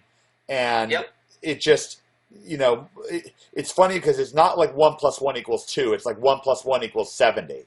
It really is an abundant effect. Well, this is wonderful. Exactly. This is wonderful. And more people get to see it. More people ask questions. And then those questions turned into qualifiers. The qualifiers become more jobs. And, I run a martial arts club as well, which we just dominate the search engines here for that. We picked basically Wyndham Vale, Werribee, Hoppers Crossing, Tarneet, Bacchus Marsh. We picked a radius around us of all the different suburbs. Yeah. And you'd go in and do, kids, BJJ, Werribee, Hoppers Crossing, and it's not just one result, it's domination. We basically fill the pages. What's the name of that site? Okay, it's Kaizen, Kaizen, marshalartsaustralia.com. And one thing you probably notice is, Mike, most of our sites, even though we're in Australia, we use .coms, not .com.aus. Let me do this in the search engine. It'll probably be easier to find. Zen. www. I'll just put this in the chat box for you. Yeah, and I found it through the search engines, so there's no problem. Okay. And by the way, mega authority listing. Really notice this. It's got like 6 authority listings beneath it. Great looking site. But again, we targeted our kids. We've got over 100 students. You know, we targeted on kids. So our things are kids karate, kids BJJ, kids judo, and then after that, you know, Wyndham Vale, Werribee, Hoppers Crossing. So we don't own the domination of the entire page, although on some pages we actually do. We've got the whole 10 listings. I love that. You know, and this reminds me of what Lonnie, NHB or Lonnie's doing, because Lonnie right now is rolling it up in basketball by doing the same thing. He's in Austin, Texas, and he's just rolling up all the area, you know, all the little school names and suburb names and, you know, the various regions that for basketball camp, basketball tryouts. He's, you know, 200 keywords and, you know, $73,000 for him. And this is a major business. I mean, you get a kid in for you know, for doing judo. I mean, you know, that's got to wind up being in some money. Obviously, you're doing it because you care about it. But what skin is this? Let me think. No, that's dynamic, and that's just one that I put together. I've got to be honest, in that one, it's not one that I'm particularly proud of from a visual point of view, because I built that like in a weekend. It was just quickly put together, and then I spent my time on the SEO, and I was going to actually redo this at Christmas time, and I didn't get to do it. But that one is just Catalyst with dynamic, and then I just customized the dynamic from there. Great. That's great. Okay, but we have things like, you know, we've built a wish list membership area in the back, and the kids get, once they become members, they can log in and they get all their videos for extra training at home and all that sort of stuff. So that's awesome. But again, it's like that conversation. I went into the city to train at a centre in the city, and as part of that conversation, I ended up with the owner of that particular facility. Ended up getting another one, which I've just sent you, which is although I put the www and then a comma rather than a space, but it's Qzx899 Wow, that's a another juicy keyword. That's a juicy keyword there. Let's pull that up. Yeah, so it's www.jiu-jitsumelbourne.com, and you'll probably recognise that theme straight away out of the pack. And all I've done is basically just change the colours. Yeah, this is great. Great looking site. Great looking site. Yeah, and I do recognize. I don't remember the name of it, but you can, like, if you get the Johnson pack, you'll see it. It'll be right in there. Really, that was sort of like a light brownie, like almost a fawny colour, and all I did was just use Photoshop to make a little black square and changed it. It was just like minutes. Yeah, they make it so easy to change the colors and to change the color scheme, and I really agree with you. Catalyst really makes things simple, and then you rank great, and these sites are great. So this is really such a triple value talking to you, because we're you know, they're not only getting terrific client getting advice, which is so valuable, getting terrific advice on making a site look great, which is a client getting value, and a client keeping value in addition, conversion value and so forth, and also just good nuts and bolts business sense, good direction on where to go to learn things, good insights on how NHB works, and this is just extremely valuable, Gary. And I think that anybody watching this right now is probably really feeling that value right now. I'm feeling the value. You know, it's such a joy for me. You know, when we had the vision to put together NHB, you know, I've been approached about putting together coaching and this and that, and I never wanted, you know, me and David Mills never wanted to do it before we ran into Greg Morrison, but once we did, we were like, whoa, like this is the thing, and it's very gratifying for me, because at this point it's like we have a conspiracy, you know. I'm very, you laugh, but you know, because you know it's true. You know, Christianity is very important to me, and I think of OMG and especially NHB as a city on a hill, and this is, you know, to me, I'm very moved by this, by the value that you shared here, the examples, the insights, client getting, good-looking sites, good hard-nosed business sense, passion for business, passion for people, and these are all things. Now, I'm so glad that people can see your facial expression, as they're watching this video, the joy that you have doing it, the joy that I have, sharing this with you. And I've been a huge fan of yours on the Facebook group. And by the way, it's not always, there's robust discussion. I remember when I first started, talking about thesis and showing some of my thesis things on, you're like, well, let me tell you. And we went back and forth a little bit. And I loved it. I think that's great stuff. And it is good. Look, at the end of the day, like I've said on the forum so many times, Mike, that I by my nature, I love testing things. I love trying things. You've got to have a passion. You've got to love what you do. If you don't love what you do, then just find something else that you do. But yeah, I love it. If I can find something, as soon as Thesis 2 was out, bang, I grabbed it. Oh, yeah. If I can find something that'll beat Catalyst, you'll then find me talking about, okay, this is what you need to get. I'm not locked into it, but until I can find something that's better. Yeah. And look, what's right for me might not be right for you, or it might well, not be right and for me, I like having for me, I like having both, because it gives me the ability to show off some more options to clients and so forth. But really, I think I'm very comfortable that if you're not sure which way to go, saying Catalyst, I think it's great. Like, if you're not sure, or if you just can just afford one, I'm very comfortable recommending Catalyst, and we'll even just include that right underneath this video, so it's easy for you to find and all that kind of stuff. Catalyst and Catalyst Dynamic, and then the Johnson bundle, and you're miles ahead of the game. I just think no matter what you pick, one of the biggest things, and I don't know whether you'll agree with me on this, Mike, or not, but one of the biggest things that I see with people is that they all seem to be looking for that next silver bullet. Oh, yeah. The reality is here. Learn what you've been taught. Become really good at what you've been taught. Find a theme. Thesis, Catalyst, whatever. Find something. Learn how to maximize it. Yeah. Because when you're swapping and changing and moving from this to that to the other and looking for the next thing that somebody tells you is fantastic and moving to it, you never become good at anything. It's true. I had You're always chasing the next rabbit down the hole. You're a big mixed martial artist, and there's a lot of similarities. I was a high school and then a college wrestler. I was a pretty good wrestler, and one of the best wrestlers I ever wrestled with. He was a sophomore when I was a senior. His name was Jeremy Ferry, and he wound up being one of the best wrestlers in the history of the state of Virginia. And he only knew 2 moves. I mean, I swear, it was the craziest thing. And it wasn't that he was stronger than the other kids. He was pretty strong. He wasn't in the best shape. He was in pretty good shape. But he started when he was young, and he learned these 2 moves. One was a takedown, and one was a tilt. And that was it. And I remember watching him. It was when he was a sophomore in high school. He won his first state championship. He won 3 state championships. And all he did was the same tilt he'd been doing since 2nd grade.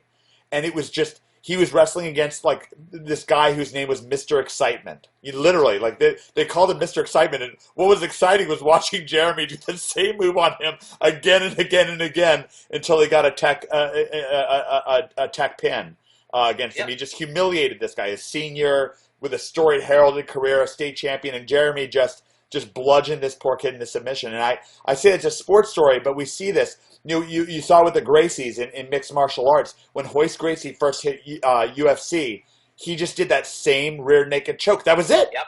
It was just like he'd get his butt kicked up and down the ring, and then he'd choke the guy out. And that was it. That was the whole thing. It's the same thing with the Olympians. When we look at judo for the Olympics, the top-end Olympians, they're good at... They know a lot, but they're really good at 3 to 4 techniques, but in particular, they know how to set up 1 or 2. Yeah. And they can set you up to take that position whenever they want it, bang, and they're done. It's the same thing here. Take that same analogy for what we're doing. Yeah. You've been taught the right skills. Oh, yeah. We know without question that what you and Greg are teaching is working. We know, right? And anyone that doesn't think it does, they're just not following the process. Yeah, I agree. The reality comes back to take what you know, have absolute confidence that it works, and go out and show people that you're not the same as the other 99 people that have walked through the door trying to con them. Yeah, I absolutely agree, and that goes for local, that goes for affiliate marketing, that goes for if you have your own product, if you have your own training, it goes Yep. throughout, and it's absolutely balls on, terrific advice. And you're getting like one of the great things. I mentioned this being like a conspiracy, but it is like a conspiracy. You're getting we've attracted good people, and we're getting the best out of those good people. People I respect. I respect you greatly, Gary, not just for your skills, but for your generosity on the NHB group. You're an absolute leader, an absolute holy terror on there. You're inspiring people every single day, and you inspire Thanks, me, Mike. inspire Greg, and we love what you're doing, and we're so proud to be associated with you. I want you to know I count you in my blessings every single day. I'm very, very appreciative of you. And this is Thank you. just this for me. You're most welcome. This for me has been incredible. I'm very proud of this time we've spent together. I don't think this is your grandma's interview. This has been nuts and bolts, heavy duty stuff. And I love that grin of yours. I love making you laugh. So that's great. I've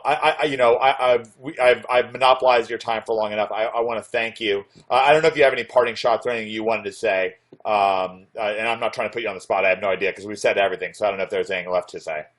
Look, actually, the one thing that I do want to say, because not just on the group, but then I get a lot of people PMing me and wanting to discuss, where their challenges are at the moment, and a lot of those, Mike, is just helping them get a little bit of self-belief in the fact that they can do it. Yeah. So the one thing that I would like to finish this off on is by saying this: if you sit and look, if you sit and talk, if you sit and Skype, if you sit and do links, that's all fantastic. But nothing that you'll do will bring more value than taking action and getting out and speaking with clients.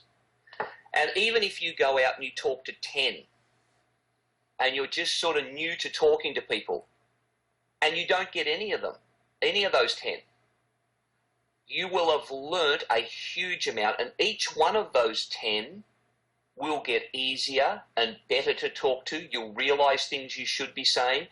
And number 11, you're going to get. Yeah. So I look at it, if you're saying, well, I need to talk to 20 people to get one, Yeah. and that one's worth $1,000. Yeah. Don't look at those other people as a waste. Look at the fact that every time you talk to those people, they're worth an amount each because they've got you one step closer to your win. Well, and there's networking, and there's self-belief, Absolutely. and one of my close friends, Kelly Felix, he was an actor in Hollywood, and he moved from Alabama to just go to Hollywood to become an actor. And his first 50 auditions, he washed out of 50 auditions, and then he got the next 6 straight. There you go. And it was just wham, wham, wham, wham, wham, wham. And we hear about this again and again. Again, people say you never know. The one thing I want your takeaway from this interview: you do know. You know now. You know. If you didn't know before, now you know. And if you have any inclination to do local marketing, then talk to clients. I think that Gary has just dropped a bomb that's worth, to anyone who really listens, is worth thousands, tens of thousands, hundreds of thousands of dollars. Who knows? Maybe $1 million or more. Go talk. Yep. Go talk to clients. Listen to clients. Engage with them. Engage with your creativity. If you want to know what to do to prepare, at very least, walk through that conversation in your head. Close your eyes. See that person. Be that person talking to you. Listen to them. Listen to what they're saying until the conversation's right. Go end to end in that conversation. Image the whole thing until the conversation's good, and it will transform your ability. And that's, I don't know why I had mentioned that before, but now I have. So now you know. If I could just mention this, because I did want to close the loop on one question that you'd asked, Mike. When I went into that conversation with the architect, the landscape architect, this doesn't always happen, but in that particular instance, every question that I had envisaged that he would ask, he asked. I love that. But now let's go back to a different scenario where I go in and you only get 50% of the questions right.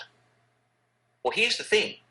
Had you not done it, you would be 100% behind. This way, you've answered 50% of their questions with snap, clear, precise answers because you've got it. That probably already puts you in front of 90% of the people that are walking through that customer store. No question. I love that. Right? And I think that's just so powerful. I think that's extremely valuable advice. And again, I'm very grateful for this. I'm very grateful for you. And for anybody who's watched, Gary, I'm very grateful for you. And for every individual who's watched to the end of this, maybe this is your first time watching this interview. If you're wise, maybe it's the 2nd, the 5th, the 10th time watching this. This is that kind of experience where it's probably worth it to at least watch this at least 4 or 5 times. I'm particularly grateful for you sharing this this rare moment with me and Gary. I think it's extremely valuable. Gary, thank you so much for sharing your morning with me with the individuals here, and I appreciate you. I'll see you inside of NHB.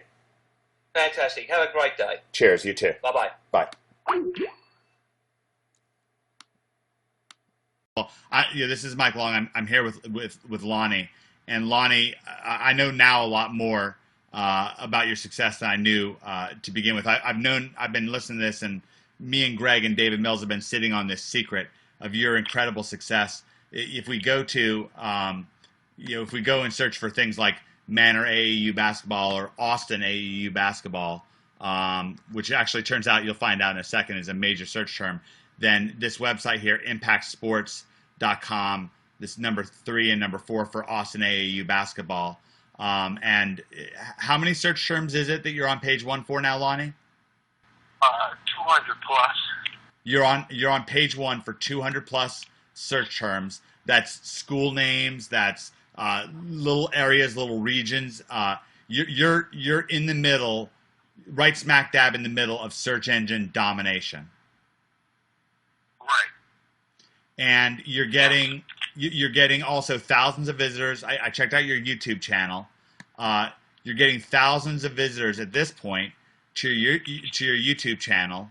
If I look at uploads altogether, we're looking at almost 9,000 viewers to your website. This is your site here, impactsports.com. I'm on the AAU tryouts page, and people can sign up and so forth. We'll talk about that in a second. But what's the financial? How much money has this site made you in the last 3 months? Well, coming into the 3 months. Well, I say before this, I want to say I made close to $12,000. Very close to $12,000 for this last season. But this season that we're getting ready to go into, I made anywhere between $50,000 and $60,000. So from $12,000 to $50,000 to $60,000, and has it been harder than last season to do, or easier than last season to do? Well, it's easier now because of what I'm doing with the NHB group. It's just skyrocket all of the things that I'm doing.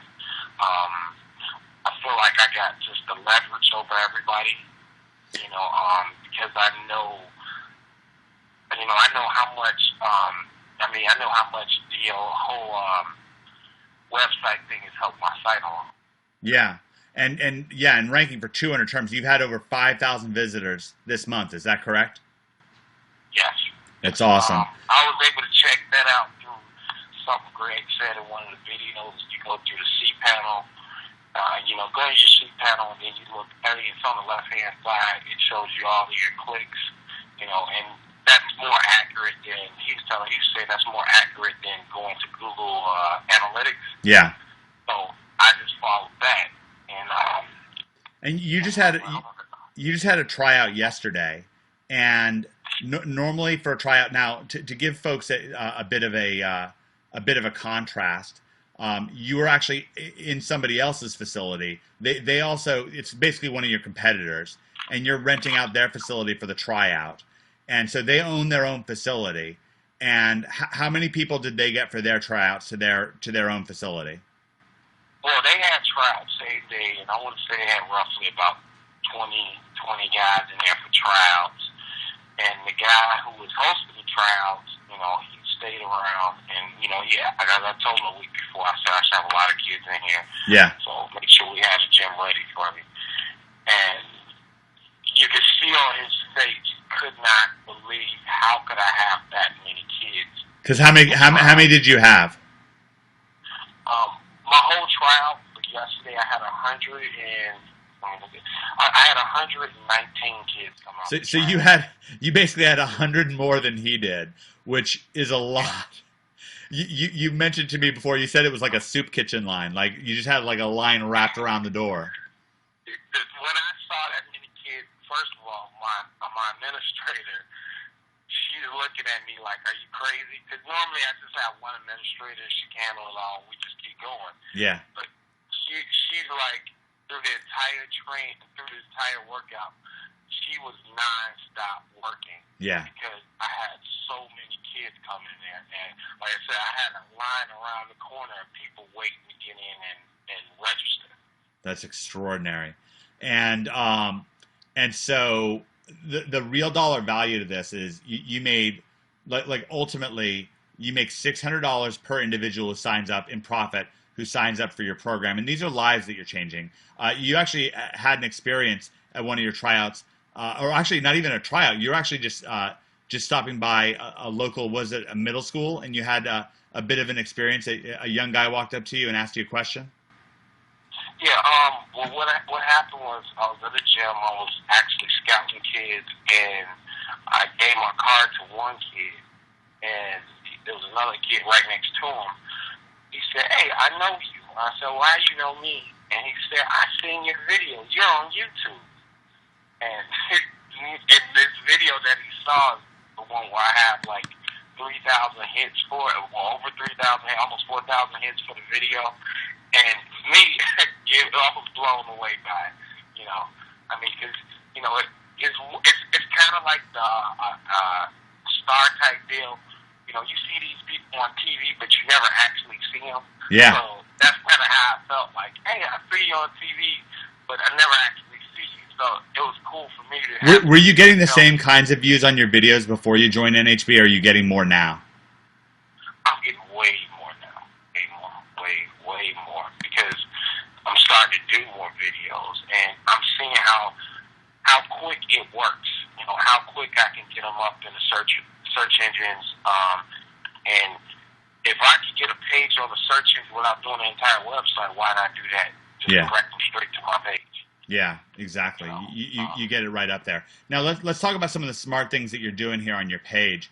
We've got this AAU tryout form, which is really just an opt-in page, but it's so brilliant because you're flipping the script. Normally with opt-ins, you just say, "Give me your name and your email address." You're like begging for it. Here you framed it as if it's a tryout. Right.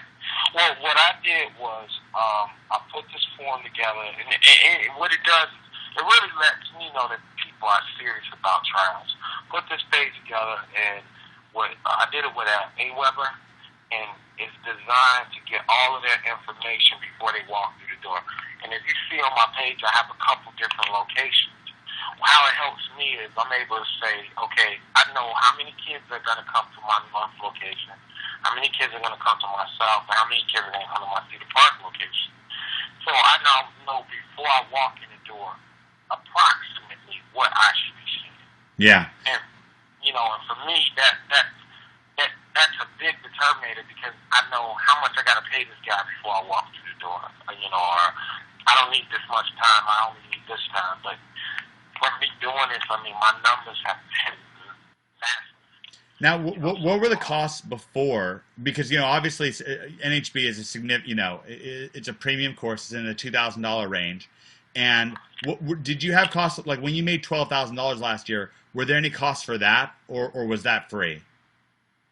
No, well, when I did it before, I had to, well, you get the time frames different.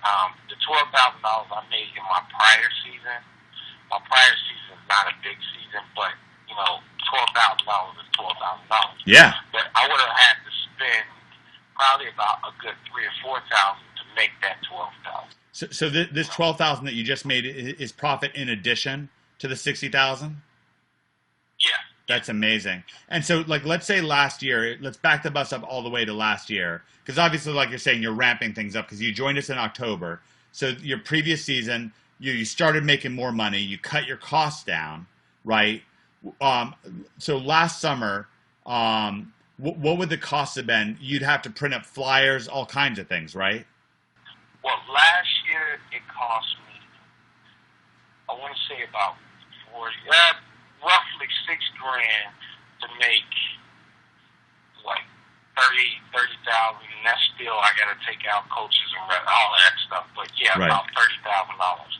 Well, this year, because the numbers started going up so quick, I kept saying I'm going to send out the flyers. I'm going to send out the flyers, but I'm seeing 70, 80 kids register, during the time period I should have sent out the flyers.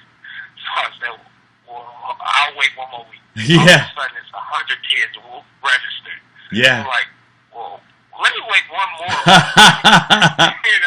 Because now I'm like, well, I ain't got to put that $6,000 out. Now, if I got these numbers already, I almost didn't believe the numbers. I started looking at the AWeber to check and see if these people just pulling my leg or somebody just putting stuff in here or something. But the numbers started going up so much, and I'm like, and the calls started coming in. I mean, my calls started coming in nonstop. My emails were nonstop. How many leads were you getting in a day? People don't know me. Yeah. About how many leads were you getting in a day here during this stretch? At one point, I was getting about, 13, 14 emails a day, and I'm getting sign-ups, 15, 20. I had 20 people sign up in one day. That there blew me away. Like, I literally had 20 people sign up for my website in one day. So, I mean, and it just steadily kept going. Yeah. Going and going. I mean, I got people, even today we're on this call, I'm on this call, and I got people who's registered today. That's awesome. What an awesome feeling. And it goes 24/7, like unlike before, it goes 24/7. If a dad gets home 2:00 in the morning, he wants to, look around and see what the best place to get his son or daughter enrolled, then your website's sitting right here. And the crazy thing for me here, I said that, me and Greg and David Mills have known about this, and you asked us to kind of keep the lid on it, keep quiet about it up to this point. And we've been just freaking out. We've been so excited about this because this is, such a huge case study, such a huge success story. And, because here you are, racking up for the last 3 months, $20,000 a month. It's just incredible. And it's just so enjoyable for us to see the success that you're having. And you're ranking for over 200 keywords, and you're just getting started. You're not some technical wizard. Is that correct? Going into things with NHB, No, I knew a little bit about WordPress, just basically what I had found off YouTube. That's usually been my first resource when it came to websites. Like, let me see what I can find out on YouTube on how to do this, how to do an HTML code and all that stuff. But I got in with you guys, and how Greg walks you step by step by step. Yeah. It really, really helped me, and I gotta give him. You gotta give that guy, applause, because I could imagine how much time it takes to do that and get it done right. So for me, I know you guys love what you do. We do. So you have to be able to do the kind of quality that I get from it. Wow, thank you very much. I was going to ask you what you'd say to somebody, and I asked you this before, and so for me, I'm already red in the face with pride. But if somebody was on the fence about joining NHB, what would you tell them? I personally would tell them to do it, and I'm gonna say this part: don't just pay for the course, do what they say. And I have to say this: I haven't did any of the other websites. I've made up all of the stuff that you guys got laid out for me. I haven't done that yet. I said, you know what? My job now is to see if this works with what I have. Yeah. If this works on my site, it'll work on anything else I can do. That's awesome. And this alone now, honestly, I'm through doing what I was doing on the side, like as far as like side jobs and work. What's about to come in right now means I can do this full time. Yeah, that's one of the things. I can at least do this for next year already. Come on, $60,000. Yeah. Minus my bills, I can live if I live minus this I could live from now to next year. Yeah. And do this all over again. And you're now thinking of expanding to other times of the years. You know, when before you just wouldn't have done it because you wouldn't have gotten enough kids. Right. I mean, from this is going to fix I feel like this is going to fix my camp problems that I'm doing. My summer camps is going to fix what I want to do in the winter, what I want to do in the fall. For me, now it's about, we talked about this a little bit earlier, about launch dates. It's about setting up launch dates and preparing yourself for what's going to come in. Yeah, and emailing your list. You've got a growing list of individuals who have come to your site and signed up, and they've given you all this information, and you can just talk to them, share videos. Yeah. You actually filmed this most recent tryout, and your gym was just stuffed with kids coming in. You know, you have a video of just all these kids. You can send that video out. I mean, the video, I did this yesterday. First time I ever did a video for my tryouts. I've always did, myself videos, but this one I did just show people, man, he's got this many kids coming in here. He must be doing something right. That's right. When you think about Google, what do most people think? When they see that, the number one, number two, whatever, you're on the top page, most people that don't know much about the website think those must be the best people. They do. Because that's why they're there first. That's the human. Well, and there's some truth to it. I mean, look at you. Yeah. And if you look at my terms, I thought this was cool. I wasn't floating my boat, but I put on my terms, number one, Austin Youth Basketball Program. The best Austin Youth Basketball Program. And I did that because, I got people calling me, asking me, why are you the number one? Why are you this? And I get to sit back and say, well, this is why I'm next. And then people sign up behind it. Yeah, I like that. And that's a great point for conversion. I mean, it actually helps you convert to be number one. And the reality is, you cared enough to do this. That's just the reality. That's just the truth of the matter. Like, you cared enough to go out and join NHB and implement what you learned. And that's why you're all over the place. Yeah, and that's the funny thing. Now that I know that I can make these pages the way they are, now it's time for me to take exactly what I did and just blast it all over the place. Yeah. This is one cool thing. I don't know, maybe I'm moving up on AAU basketball itself, but I had a kid call me from Minnesota. From Minnesota. He called me from Minnesota, and I'm looking at his number, I'm like, I don't know his number. But, at some point you could go. At some point you could go national. You can make videos and have a program nationally, or help other AAU coaches fill their programs. Because one of the great things about what you're doing is, I mentioned this before, but a lot of people think that internet marketing is exciting because of the scale. But like I said, scale. What do you mean? Coca-Cola is everywhere. McDonald's is everywhere. Apple Computers is everywhere. It's not scale. The question is cost of doing business. When you don't have to spend $6,000 on flyers and doing all the work to do it, and then you get way more kids, then you have more time yourself to focus your creativity on your program. Now you can go full-time. You can be full-time thinking about how to do a better job. You mentioned to me you might bring in, strength and conditioning coach. You might bring in, higher quality assistants. And you yourself can do a better job. You're passionate about it. This is exciting for you. And for me, this is cool because now I can go hunt out guys I want to work for me, that I know that are passionate. And then up under my name, which means they're never going to leave me because they know they're never going to have to worry about work. And because I'm doing the work. So when I come to you and I say, I want you to speed agility for me, I'm going to build you a page, put you on the first page of Google. You're going to have more clients than you can handle.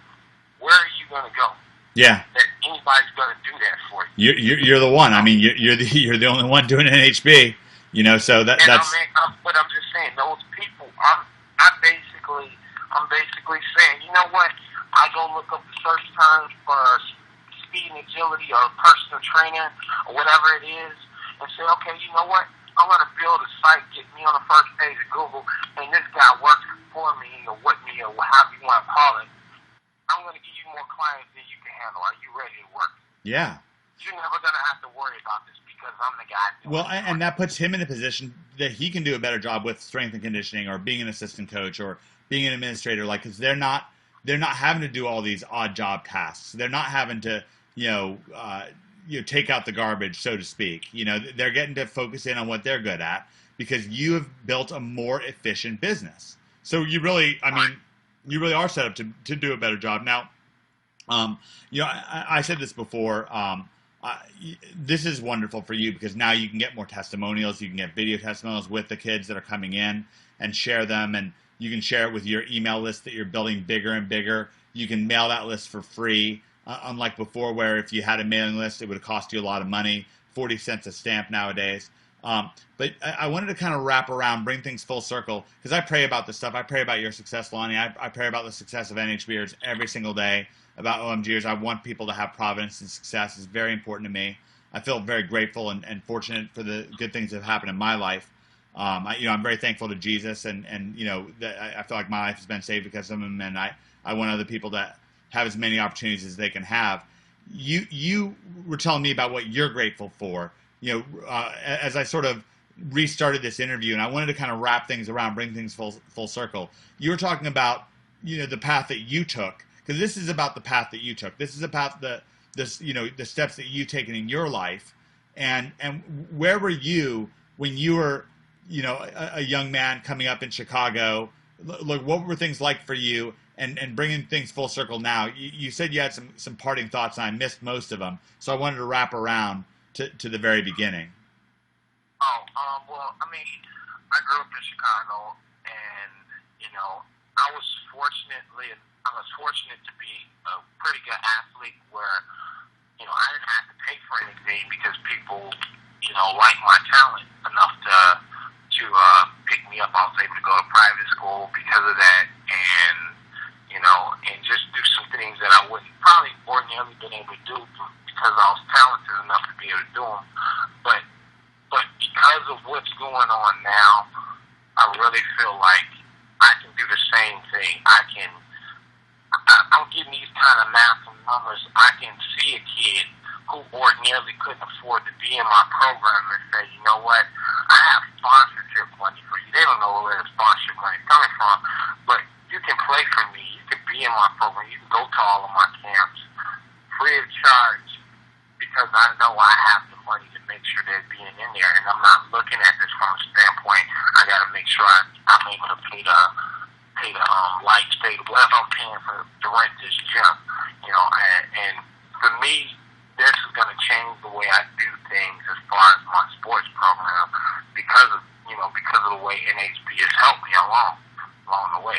I really appreciate you saying that, and it goes to show that the more, I think this is natural for people. The more they have success, the more they naturally give back, and it's a very abundant thing. And I'm just really grateful for you. This has been ultimately a short interview for viewers right now, because Lonnie and I ended up talking for a long time, but we've been on the phone for over an hour. It's been extremely enjoyable for me, and something I'm extremely grateful for. Lonnie, do you have any parting thoughts about OMG or anything else that you've learned along the way that you'd want people to know before we wrap things up? My first thing would be just take the stuff that you've given, that Greg's given, and use it. Because since I've been trying to learn this website thing, I pretty much have bought everything under the sun. From plugins to you name it, I done bought it. And this is the first time I've ever actually, bought a course where it was as interactive as this is, and it worked. Because, if it's not working, I need to get on and say, hey, Greg, how come this isn't doing what it's supposed to be doing, or this is taking too long? And Greg's always very reassuring, because I had a page that we had that fell off, disappeared, and he's like, oh, that's Google doing whatever they're doing to you. Don't do anything. Just sit back and wait. Sure enough, I sit back and wait. Page came back because I was freaking out because it was one of my most popular pages. So I was freaking out like, did I have to get something wrong? But that's what I was saying. I would say, stop trying to get everything else. One thing I really did with you guys is I got rid of all of these emails of all of these new gadgets, new plugins. I just say, I'm going to listen to these guys. Everything's working. I'm just going to listen to you. I'm going to stop seeing what's the new the next or whatever. And I'm just going to follow this. And if it doesn't work, I'll give it the time frame I'm supposed to give it. And then if this doesn't work, then I'm going to do something completely different. I'll be back to square one. No different than what I was before. But, honestly, everything that I've done, the steps I've taken, the strategies that I've used from you, I haven't did everything, but the strategies that I've done and used from you guys have really worked. I'm nowhere near through your whole course, but what I've used so far is about to take me 60 grand. That's amazing. This is one website. It's not 50 sites. It's just one. Yeah.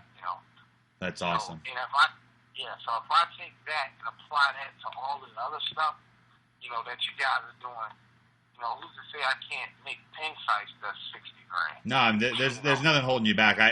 Lonnie, I got to tell you, we do this 50% for testimonials, 50% for profit. OMG is a city on a hill. We've said it. I'll say it till I'm blue in the face. But you're well on your way to huge success. You talked to me about your vision that you could have your own like sports university. You could have. There's really the sky's the limit for you. You could go national. You could really focus in on Austin. But the point is now you have the leverage. You can be the one making the moves. You have deal-making leverage, so you can join forces with other coaches and other organizations. You're writing your own ticket. I'm glad you said that. I'm glad you said that one part because I'm getting people asking me that now. I'm getting people calling me and asking me, do they want to join up with my program or, I think it's more so they're trying to figure out how I'm going to get the numbers that I'm getting, but, that's our secret. Yeah, for sure. I'm getting people who are asking me. I'm meeting today with the guy who wants to start baseball. Yeah. And the guy who wants to start baseball, he doesn't know anything about, conversions or a website. Yeah. And the only thing I told him, I said, listen, you want to be an owner, you'll be coming in my business, I'll get you more clients than you can handle. Yeah. And from that, he said, you know what, let's have a meeting today. Yeah. And I'm having this meeting, and I'm sitting here figuring out how to make this work for him. And it's crazy because this is all, we talked about this before, but it wasn't when we were recording. This is a recession. Like you're telling me, like what are parents' spending habits on programs like this during a recession?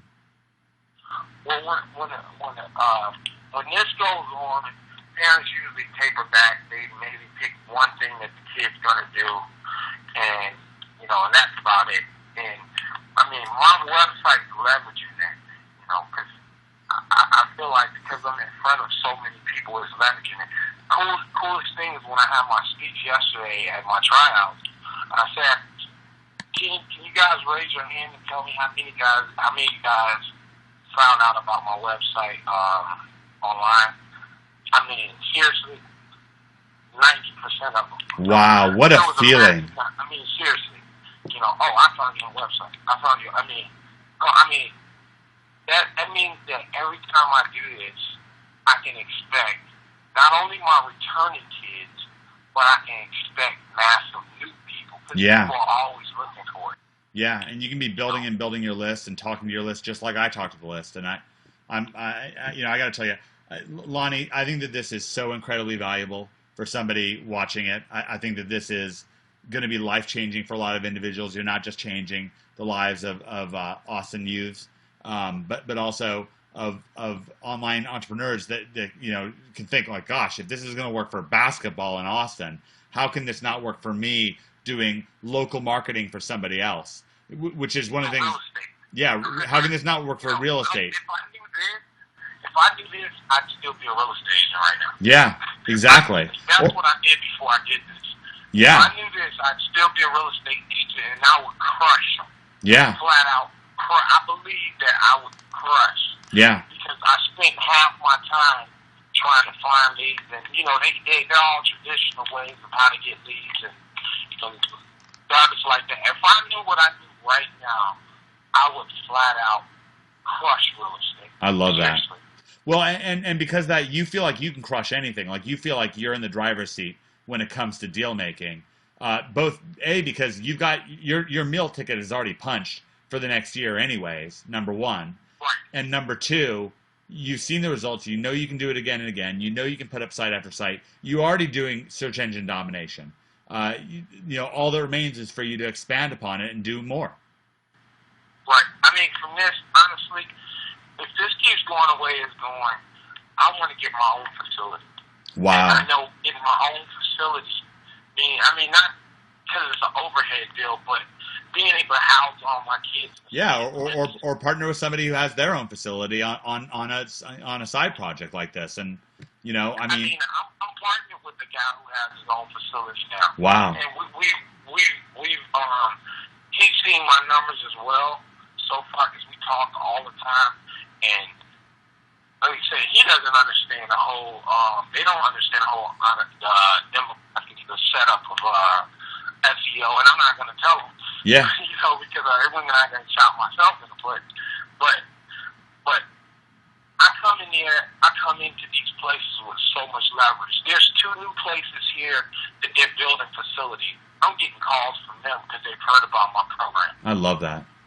I love that. That's awesome. That's great when they're coming to you. Well, Lonnie, thank you so much for your valuable time. I am so grateful for this. When I saw your call come in, I checked my voicemail. I saw it was you. I was so fired up to talk to you, and I'm just so grateful to you, for sharing this experience with everybody who's been here. And just thank you so much. I think this is just incredibly valuable. I thank you. I appreciate it. I really appreciate it just from the fact that I hear from all of you. I'm actually talking to the person who put this whole thing together. For me, that's amazing. So, well, it's amazing to me talking to you. All right. Thank you so much, Lonnie. I really appreciate it, and I will see you inside of NHB. Yes, thank you. Take care. Who's obviously bought OMG and OMG coaching. Yeah. And I was working my way through my emails. A guy called, I think it's Steve Bailey. I haven't got it open at the moment, but he messaged me and said, I saw Mike Long had said something about you, about what you were making, and would you give me some pointers? And I was like, oh, well, Mike's emailed me. So my gosh, that's so funny. Emails after that. That's so lucky. That's so great. Yeah, we have such a great community. All right, what I want to do is just stop the recording. There was a girl here earlier. You heard her talking. And her name is Kristen, and I cast her to do some videos. She's very talented. She's actually a rock and roll singer. Yeah, really, really beautiful girl, really cool girl. And I cast her to do. She's big into fitness and health. And me and Greg and David Mills and Jason Calori have these sites that are ranked for Insanity and P90X and stuff like that. Yeah. I've got the Nitro course actually. So yeah, I saw the was it Healthy Tips or something like that? Yeah, exactly. So anyways, but she was telling me that she had bought a bunch of internet marketing products and was really that really let her down, and she was really frustrated. It made her really angry.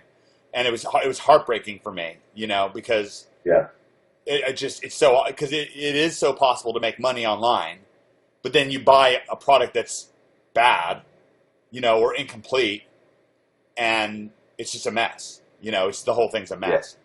Yeah. I'll be really honest. I buy quite a lot of stuff, and what I found with OG. So I'll give you a bit of background if you want. Yeah, me. I would love that. I was I flew helicopter in the Navy for about 10 years from when I was 18. Okay. And then I sort of left and went into sales, like going out to see businesses and doing that type of stuff, working for a company. Before ending up working for a company that provided software for the public sector, and I started to kind of dabble in my own internet stuff as probably everybody gets started. Yeah. And then I sort of learned a few things, and at that point I was using things like article marketing robot and stuff like that, but without really understanding what was going on. Yeah. And I then got poached by a guy to go and help him set up an online recruitment job board, which is still going, and it's a very highly trafficked and well-regarded site in the sports field. So he sort of does jobs for marketing directors of big football clubs and things like that. Mm-hmm. I mean soccer clubs. Yeah. And then I had the opportunity. I came over to Australia to see a friend of mine, someone who'd worked with me, and they've got a company over here that does print advertising for local businesses, and they've got a lot of big client base. Mm-hmm. So I came over here a couple of years ago to do online stuff for those companies. And in Australia, it's really, really far behind especially compared to the States, but even compared to the UK in terms of the uptake of technology and the speed that they take it up. Right. And so things are a lot less competitive. So I've been kind of doing SEO for Google Maps and things like that, and getting reasonably good results. Yeah.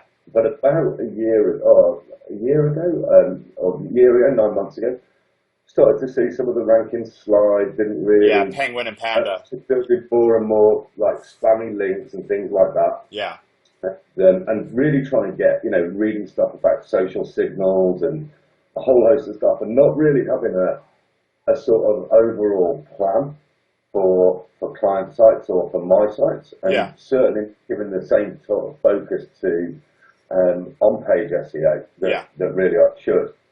So what OMG did for me, I didn't want to know, it was really good, I didn't want to know how to do keyword research, I didn't want to know how to do write an article or spin an article, or all that sort of really basic stuff that you can find anywhere. What I wanted was some kind of structure to everything, and what I really liked about OMG was that everything made sense. It wasn't if you build 1,000 of these types of links and 500 of these links, then you'll rank. It was, look, Google's looking for this, this, and this, so this is how we deliver it. Yeah. And now what I do when I buy courses is, which I still do, because obviously there's still loads to learn about. Sure. There's always new stuff coming out. Sure. Is I evaluate it against, would that make sense in terms of Google? Would it? Is that spammy, or is that? Yeah. Are you providing value? It makes sense from the thing. So when you did the silo stuff, putting keywords across in certain ways and structuring stuff in all of that type of ways, that makes sense to me, and it makes sense to Google, and I can understand why it makes sense. So it sounded right. Before I started doing it. And Greg and I network a lot. We work with a lot of the top. There really are some other. We're not the only people that know how to rank websites, but we really network at this point with a lot of the top guys. The silo stuff, we learned it actually from a guy named Russell Wright. Who's somebody that we work with a lot, but we are able to pull. Of course, we're very innovative on our own. There's plenty of the concepts. Most of what's in OMG is just stuff that we innovated from scratch ourselves. But from time to time, we learn something new from Adam Black or from Russell Wright or whatever, and we make sure that it's okay if we share it with you guys. And I think that it's good to have that clearinghouse.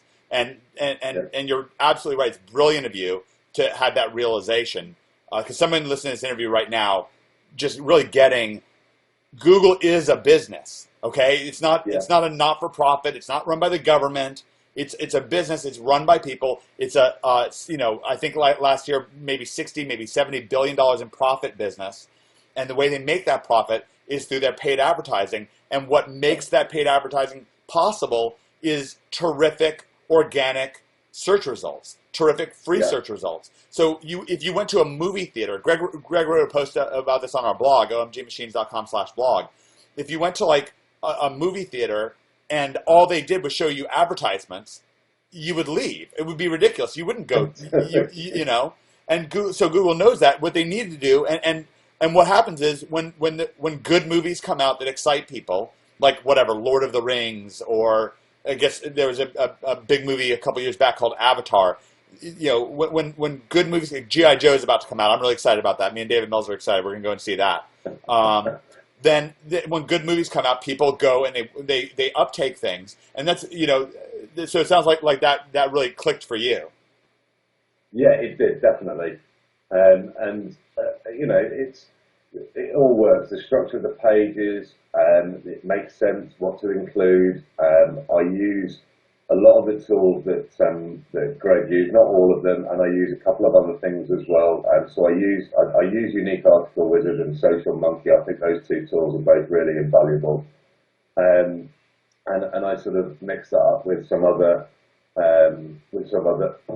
tools.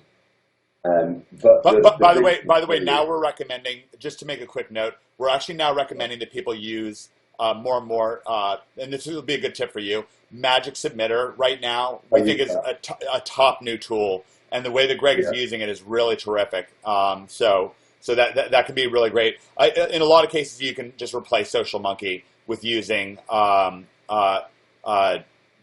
Magic Submitter. I just wanted to quickly interject that. So please. I do. I use both actually. Great. I use both. Great. Yeah.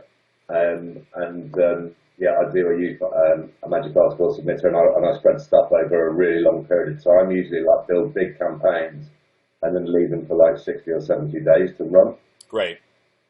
Yeah, so that's what I do, and I sort of try and blend in a load of different stuff. My main focus at the moment actually is it's actually relatively. I found even in really competitive niches, I've got a client back in the UK who I ranked for on page one, about halfway up the page for 90,000 exact match searches a month in the weight loss niche. Wow. And, that's awesome. One of the things that I've seen happen for a couple of the larger keywords is that they drop places not because of the SEO competition, but because on those particular keywords the bounce rate's quite high. So I'm starting to look at things like engaging the users for particular highly trafficked keywords and making sure that even if it's a pop-up, as long as it's a highly relevant pop-up that invites them to do something, to make them stay on the site and move through. Trust Jacker can be great for that as well. You know that's but you're really making a terrific point here, because engaging people, Google knows in many cases how long someone's staying on your site because they have Google Chrome and stuff like that. So they're watching the users. And if the user goes in, leaves your site a minute later, and exits out of Google Chrome, that's a bad mark against you. And of course, that's going to happen in a lot of cases. They understand that. But if it's happening 90% of the time, 95% of the time, 99% of the time, eventually they're going to try to find another site to replace you. It's like if a girl has a bad boyfriend and she keeps having bad experiences, well, guess what? Good chance she's going to move on or whatever. I mean, whatever the case is. Now, you, when I first heard from you, you're having really eye-popping results when it comes to client getting. Did you say? I remember it was really just a few weeks after OMG started. I remember getting an email from you saying something like that you gotten just landed like a $28,000 client. Was that correct? No, it wasn't a $28,000 client. It was I billed from my clients $28,000. Oh my goodness, that's incredible. $28,000. And can you talk about client getting, because that's one of the biggest wounds that people have. And we actually have, just so people don't get distracted, there's actually a launch jack that you did. So, you also do affiliate marketing. So I definitely want to talk about that as well. But can you tell me some of the things that you do for client getting that you think really help? Yeah. So initially I went to everybody who used my services. So my very first client was I came to Australia and I had my hair cut by a mobile hairdresser that was coming round to see my friends. And I spoke with her, asked her if she had a website and things like that. What website did you show her? I didn't show her. I asked her if she had a website. Oh, she had a website. Got it. I didn't have my own website at that point. It was just being built. And I signed her for $350 a month, and she's actually still with me. That's wonderful. And I ranked her. And what was the conversation like? Did she have some objections? How did you? Major objections, because she'd gone to a company and she was paying something like $200 a month to a company, and they'd registered a domain, made her create a website in Microsoft Word. They'd created images from the Word document and put that on, and they were then obviously doing pay-per-click to her image pages and probably spending, $50, $75 off her $200 each month. So she wasn't getting very much from it. Right. She'd been working away on cruise ships, and she'd set up her own business, and she was trying to generate business at the time. And she had like 4 or 5 appointments a week, and she was really struggling.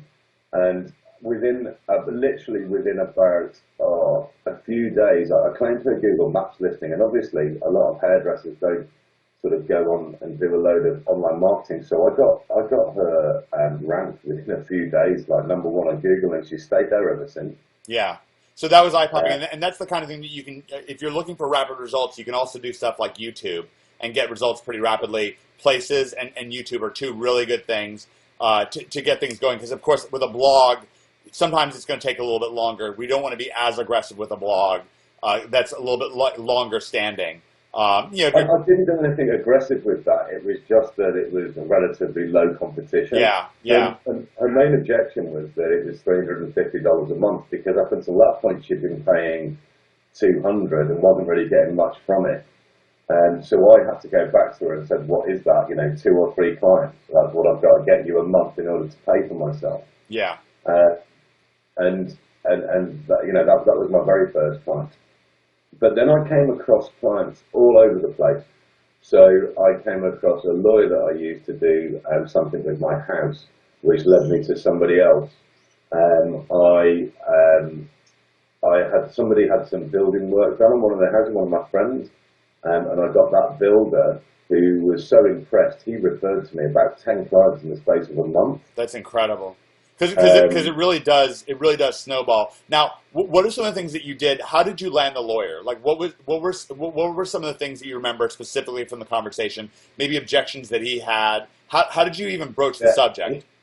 He'd had a really bad experience. He'd spent $40,000 over a 12-month period with another SEO firm, and I don't know who it was, whereby. They'd redone his website, which is something that a lot of SEO companies will say that needs to be done. And then he'd never even had a single page 1 ranking, and that was a big SEO firm. Yeah, that's crazy. And they'd never even gotten to page 1. So to say that he was dubious was ridiculous. So how did you win him over? At that point, did you have results that you could show him, or like? No, I didn't. At that point, I didn't have results. I went and explained to him how I was going to do it in sort of, and explained to him what I was going to do. So what did you explain to him? Like pretend like I'm him. What did you? Yeah, so I went along to him and said, "Look, your website's fine." His website was built in Joomla. So I explained to him how Google ranked pages, and not in ridiculous terms, in really technical terms. I said, "Look, they look at your code. They look at the speed of your servers, they look at the way that what words you are using, how you position those words, and that's great, and everyone can really kind of understand that, and I find that clients understand on-page SEO really easily." Okay, great. That kind of makes sense, so I always lead them in with that. In terms of the off-page SEO, the way that I explain it is I say, look, every time somebody links to your site, or if people do things on your site, then Google can see that. So the more sites that link to you that have got relevance, that are speaking about something relevant, it kind of counts like a vote, which I'm sure people will have heard before, so I explain it. So what I do is I have to build that in a very natural way, so it's not going to be something that happens within 24 hours. It's going to be something that happens over a period of time. I tend to find with clients that a lot of the time they have pretty much non-existent SEO at all. Yeah. But they go to a web design company that just has no SEO experience. So although the site looks great and the clients are really happy with it, they never actually really stood a chance of ranking. That's right. So eventually I charged him $1,100 a month for 5 keywords, all around trademark registration. He's since sold the company, but and sort of moved on. But yeah, that was the lawyer. That's I've true. got a mold removal company. I don't mind sharing that one. Oh, I love that. That's great. A mold removal company. So if you type in mold removal Brisbane into google.com.au or mold removal Melbourne, you'll see a company called Mold Pro, and they rank number Google.com.au. They're in Australia. Great. And I type in mold removal Brisbane. Mold removal Brisbane, yeah, and you'll see that they should be hopefully they're number one. If not, yeah, they should be number one. Are they mold? Is it Mold Pro? Moldpro.com.au, yeah. Yeah. And if you go to the site, what you'll actually see, the OMG guys will see is I rebuilt their site, and I've used the Socrates theme on their website. Mm-hmm. So it fits completely with. Yeah, it looks great. You did a great job with it. Looks really good. This looks sharp. So yeah, so that's another one of my clients, and they actually have not just that business. They have about 4 other building-related businesses around sort of ventilation and things like that. So they're now quite high-paying clients. They altogether they're on up to around about $3,500 a month. That's amazing. What a terrific case study, Rich. This is invaluable. How did you land this client? I have a plumber. I live in the Gold Coast in Australia, which is a lovely place. But there's been a lot of building work and a lot of tradesmen, and then it's kind of died off on the Gold Coast. So a lot of these guys are sort of small teams, and I have a plumber. And to give you an idea, plumbing-related keywords in the Gold Coast are about $25 to $30 a click. Oh wow! On Google AdWords. Wow. It's that competitive, and I rank him for a lot of plumbing-related keywords here, and it came as a referral from him. And he actually found me. Do you encourage referrals? Yeah, I do encourage referrals. I ask for them. And how do you ask? So I literally ask. I'm pretty blunt about it. So I wait till I've ranked them, ask if they're happy. You'll find that once you've got one client that's happy, if you do a good job, actually, sometimes I don't have to ask. It's they'll actually recommend it. I went through a period of for about a month or two whereby I was getting more referrals than the speed that I could actually take business on. And they weren't just asking for SEO stuff. Now they're asking for absolutely everything that you can imagine. That's awesome. That's awesome. So I've actually hired a programmer. That's great. Yeah. So they ask you to design things for them special, maybe shopping carts or just various things that they might want to have, like if they want a survey on their site or whatever. Yeah, all that sort of stuff. I tend to do little things. I charge quite a lot for it. To begin with, I sort of undersold myself really. I was charging sort of $350 to $600, and then I realised that out of all the SEO companies, the speed that I could get up into Google, even if it's a month or 2 months or whatever, is still a lot quicker. And now I kind of price myself as an absolute minimum would be $750, but really $1,000 a month, because it's worth it to these guys to get in the top 3. Yeah. I've actually recently, about just before Christmas, I was contacted by a firm, another web agency down in Melbourne, and the guy there really nice. He specialises in AdWords and website design, and he asked me if he could refer his clients for SEO. Killer. So I took a client who's a locksmith down in Melbourne, and they'd been with a big SEO company for 3 months, spending $1,500 a month, and they hadn't ranked him on page 1 for any of his target keywords. And I'm talking about keywords that are just less than 1,000 exact match searches a month and not particularly competitive. And I looked at the site because this was the first. It was a very cold introduction. He found me on the web actually from another client, and it was really cold. So he didn't know me. He didn't know to trust me or anything like that. So he asked me what I would do. He understood SEO, fair enough. And I said to him, look, the on-page SEO is just atrocious. It's never been done. It's really bad. I pointed out all the things that were wrong with the site to him. So he gave me that client, and he's now trying to, and I ranked them within about a month, That's great. It was less than a month, I think it's just over actually, it's about 5 weeks. And they're in the top 3 for their target keyword, and absolutely delighted. And he's now trying to work out a way that he can refer all of his clients to me for SEO. And I was very respectful, so I've had that client come back to me and ask me to do things. And I've said, look, I can't do that. I can talk to you about it, but you've got to go back to Mark. So I've always respected the relationship with him. I like that.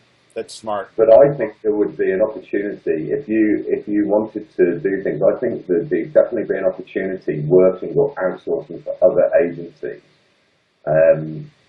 that wanted to do that, were focusing on web design. There's loads of web design companies. I know, that don't do SEO. Yeah, they don't do SEO, and it's a service, like, they like it because they can get a referral back from you, and also it just makes their offer more valuable. If they can point one of their clients to you and you rank them successfully, it's just like if you introduce a couple and they get married, obviously they're going to like you, right? They're going to be like, wow, that was a great guy. Hopefully the marriage goes well. Now, let me ask you this, incredibly valuable, Rich. Unfortunately, because I've got this interview, I'm a little bit tight on time because I'm meeting with this model. This has just been amazing. Can you talk to me about this launch tracking site? This is WP Pipeline Review. Yeah, I can do that. So basically, I'm trying to, clients are great and they do give you money, but what I'd really like to do is I'd like to try and expand. I've never really done a lot of affiliate marketing, so I really wanted to build some sites and rank them to create passive income. So no clients to deal with, because you do have to spend time dealing with clients, and they do take up a lot of your time. Yeah. So I went to one of the things, I can't remember which one it was, but like the JV Notify sites. And saw JV Notify Pro. Yeah. And it kind of tied in. I saw it as a product, and it's a product that enables you to control all of your blogs from one place. And so it piqued my interest, because obviously you end up having a lot of sites and a lot of clients and things like that. So I had a look at it. It was being launched, and I decided, it's called WP Pipeline. Yep. So I decided to go after the target keyword WP Pipeline Review, thinking that a load of people would search for it. Great. And I bought the .NET version because the .com had already gone. At the time, I think this was back in November sometime, or very end of October, beginning of November. I think again that's got Socrates on it. Yeah, looks great.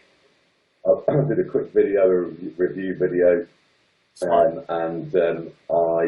used OMG. I did a few other things. I did some stuff on the video to rank the video. So I created some RSS feeds and things like that with Yahoo pipes, and I bookmarked the YouTube video. I also built some backlinks to it. So is this your YouTube video? WP Pipeline WordPress plugin, my honest review. Yeah, I think that's me on it. If that's on the page, then yes, that's me. Yeah, and you're also ranking actually for the name of the product, WP Pipeline. Your video is number 3, and then the thing is number 4. Did you wind up? Obviously, with launches, you never know how popular the launch is going to be. Did you wind up making a few sales off of this? A few, nothing very big at all. But I was still very happy with it, because it's a great proof of concept. It's very competitive. Like, you can see how many people are going after that. No, this is great. Page. This is great. This is terrific stuff. And I think that people like to know, like, one of the things that you can do with launch hacking is you get your foot in the door, and you can just build from there. It's a lot like you did with your first client with the roaming hairdresser. Once you get your foot in the door, then it's like a crowbar. You can pry yourself in. You can really use that leverage and get yourself in. So I think that's really cool. Rich, this has been so incredible for me. Would it be possible at some point for me even to do a follow-up with you? Because I would love to sit down for another chat with you on client getting. I think everything you shared has been so brilliant and so valuable, and I just know that anybody watching this right now is just feel like we like to think of OMG as a conspiracy at this point, and you're like one of our co-conspirators, and so we're just really grateful for you, doing this event with us. I think this is just incredibly valuable. No worries at all. Delighted. All right, cheers, Rich. I've got to run, but thank you so much from the bottom of my heart. All right. Really appreciate you, and I will count you in my prayers. Thank you so much. All right. Thanks, man. Okay, cheers. Goodbye. Cheers. Thanks, Mike. Cheers.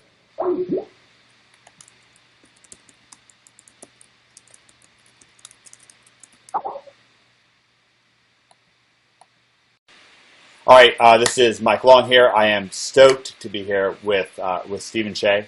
Stephen, this is really cool. Stephen's an NHBer, and you came live on a webinar just about 2 weeks ago, and it created a whole uproar. You freaked everybody out, which is good, kind of in a good way. The reason why I tracked you down was I want to talk to you about two things. One of the big things that people were super excited about on that webinar, you let people know that you had some outsourcing secrets, some things that are really working to your advantage, which I think people really want to know a lot about. Outsourcing is something that can either move you forward or it can bite you in the ass, and so we want to do the move you forward part. And the second thing I want to talk to you about is that you're having more and more success with clients. I always love to talk about client getting, things that you're doing that are being successful for you. So, but I think first, like, you've just been getting all of these private messages, and people are like, oh, what's the deal with outsourcing? So you have some filters that you put on outsourcing, some ways that you're filtering for outsourcers that you feel like are moving you to the head of the line, leaving 95 or 90% of the problems behind you.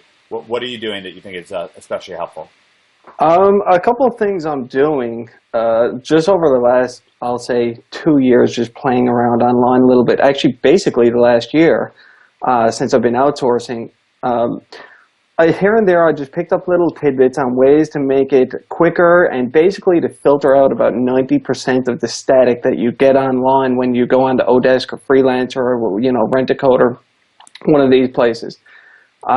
Just to start off, the biggest filter I've used, and it literally filters out about 90% of the people that apply for your jobs and saves 90% of your time going through them, is when I put up an ad, I'll tell everybody what I want, the qualifications that I want. I make sure it's a couple paragraphs long, and in the middle paragraph somewhere, I'll put a hidden word in. So within my qualifications, I'll say this person needs to be really good with WordPress. I want this person to have Photoshop skills. And then mid-sentence, I'll say, just so you know, your subject line has to be, in quotes, "you're awesome," or any hidden word. So right. You're awesome or hello, Joe. Your subject line has to be "you're awesome." Are that they way, awake? Yeah.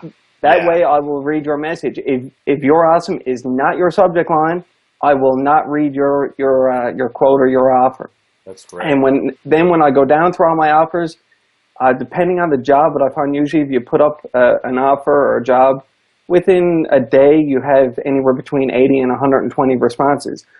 I find that with that, when I go down through the subject lines, I have about 10 offers that actually have "you're awesome" in the subject line. And of course the idea, I'm sure that almost everyone's connected the dots here, but the point is, it's a question as to whether people are actually reading your offer or not, or whether they're just blanket. They basically have a copy and paste that they spam to every single thing that comes up that might even be remotely in their field.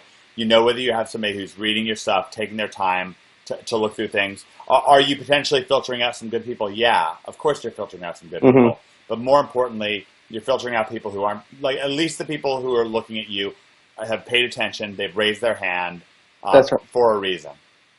That's right, yeah. I just found in the past, without using a filter system like this, I literally can spend days messing around with people that they have everybody has all these promises on how they're going to help you and what they're going to do for you, and in the end, weeks down the road, you're still in the same place. Yeah, absolutely. That's very smart. Now, what are some other things that your experiences with, like, let's go through an outsourcing scenario. So what's the kind of thing that you might get outsourced? Outsourcing, I do web design, transcripting. A little while ago, 6 months ago, I started just a small app that I need. That's actually how that's when I learned a lot about outsourcing, when I really picked up the pace. I was working on an app, and I really needed a lot of work done, and so that's where it really hit hyperspeed for me when it comes to outsourcing. And yeah, lately it's been a lot of web development, WordPress, getting custom themes done for some sites, that kind of thing. OMG, NHB things to really, once we get those sites ranked in the top 3, we get them looking real good.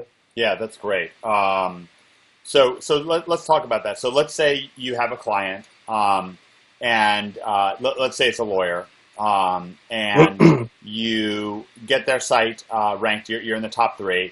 And so what are the next steps that you're going to take? First of all, where do you like to go? Where do I like to go? I tend to use Odesk and Freelancer. I've tried some of the other ones, but 2 of those are my favorite. They're both very different in how they operate. But how are they different? I just find the layout of them. Which one is it now? I think it's Freelancer. One thing I don't like about Freelancer is, I think it's Freelancer. When I put up a job, I get an email for every single application. Yeah. So my phone will honestly bling all day with these offers coming in, whereas I think it's with the opposite with Odesk, or maybe it's vice versa. They send you one message every 5 or 10 offers, which is nice. Right. And they have different grading systems. One of them, I believe, I know one of them for sure uses a milestone system. So if you hire somebody, you say, okay, well, when we get 2 pages of the website done, you'll get 20% of your pay. And when milestones throughout the job. I like that when you're dealing with someone new. I really like that because you don't really know what to expect from them. And, it's a good way to keep them on track and not spend too much money. Well, it also keeps them motivated as well. Exactly. Okay, great. So what would you do? All right, so we've got a lawyer. The lawyer's paid you. Now, first of all, what would a price structure be for your ordinary deal? So, let's say you approach a lawyer, personal injury attorney, Charlottesville. What are you going to say that you want from him? Basically, what I've been doing 2 different approaches. I've been finding people that don't have a website, just in local businesses, and it's funny because it's not even the fact I've approached some, but it's not even the fact that I approach them. It's that I just happen to be talking to these people. It could be in a shopping mall, it could be in a grocery store. Yeah. You bump into them, you get talking, and you just kind of gradually bring up about their website, and next thing you know, they're talking about Google, and then I tell them I'll get them a website up. Yeah. And so what's that conversation like? Because it's interesting to me because, with OMG, with NHB, it's like a conspiracy. It's our own little conspiracy. We like to dig in and get those little secret details. So let's say you ran into me at the mall. You find out I'm a lawyer, right? So how would the conversation go? Let's say we're at the Starbucks at the mall. We're both standing in line, and maybe you strike up a conversation. Just because you're kind of a friendly guy. So you say, hey, what's going on? I'm like, oh, doing good. A little busy today. Looking forward to my mocha, my caramel, my iced caramel frappuccino. Love that. My iced caramel frappuccino. Got to get back to the office. What would you say next? How would it go? Basically, because I have a background in neurolinguistic programming, I basically I build good rapport with the person first. I ask them something good about their company or about their business. Okay. So ask me. I'll tell you all about it. Okay. So I'll say, so Mike, tell me, what's your favorite part about your job? I mean, your job really interests me. I love litigation.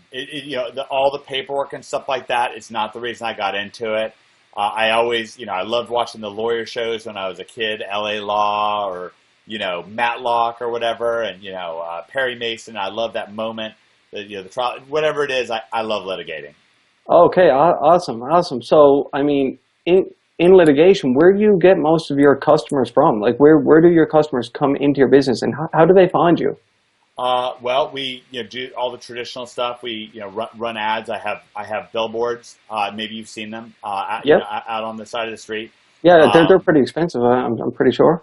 They definitely run into some money. But you'd be surprised how much I'm in personal injury. So one client really can wind up being a lot of money.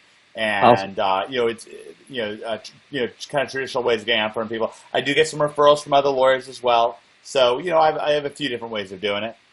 So, I mean, if you spend that kind of money, if clients are worth that much money and you're renting billboards, I'm going to automatically assume that you're in the top 3 of Google, are you? Oh, I hired I decided to retrench. I'm not, I keep my, I'm a different kind. I'm in my 50s, and I get computers. I have a computer, but really, I keep my schedule with a pen and paper. It's not good. It's not bad. It just is what it is. I don't use these applications. So anyways, I hired a firm. They do pay-per-click. They're doing something, working on my SEO. It's still pretty far back, but they're working on it. And do you know what retargeting is? They're with banner ads. They're doing some retargeting. Okay. Yeah. So that's currently what I'm doing. It's maybe a little bit of a soft spot for me right now. I'm currently I've got 3 months with these guys. I'm kind of giving them 3 months, giving them a little bit of rope to work with. But it's one spot where it's a little. I'm not really an expert on. So these people that you have hired, are you paying them for their service, or are you paying them for results? Well, they do run ads. We're not yet getting like a lot of results. It's a mixture. I mean, there are some ads that we do get some clients coming in from it. But right now, I'm just giving them some time, trying to figure out where it's going to go. We've gone through a few different firms right now, mm-hmm. and we're still we haven't found the right fit for us. That's kind of a part of our business that's still it hasn't really gelled just yet. Well, I know you as a lawyer. Lawyers, a lot of lawyers, especially personal injury lawyers, they only take on cases that they feel they're going to win, and basically you get paid for your results, not for your attempts at a result. Is that correct? Well, I certainly don't get paid unless I get results. That's that much is very true. What do you do for a living? You seem pretty interested in this stuff. Are you one of these techie guys? Well, actually, yeah, I kind of am. I actually get businesses to the top of Google because I actually experience different business owners that are experiencing similar issues to what you're experiencing, renting billboards, little clippings in magazines, paying a lot of money just to get in magazines.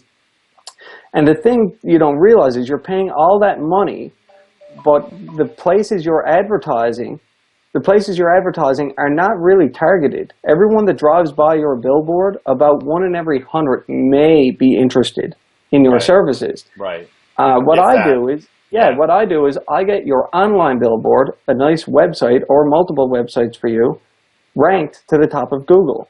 So then when people are looking up certain search terms like, criminal lawyers or personal injury lawyers in your area, you're getting all the traffic that is targeted looking for you. You don't have to look for them.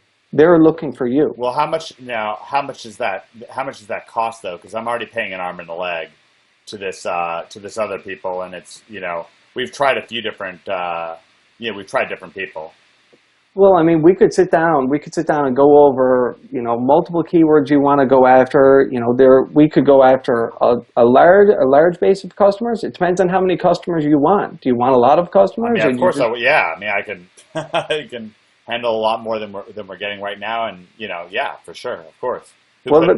That's a great thing about this because you're paying for the results. We get you to the top of Google. I mean, when people look up different searches on Google, like criminal lawyers in Delaware or wherever we are, when they look that up, when they see number 1, 2, 3 on Google, people automatically subconsciously assume that is who to call. But how do you do that? I mean, I'm already doing the pay-per-click advertisement, and I'm showing up somewhere in there.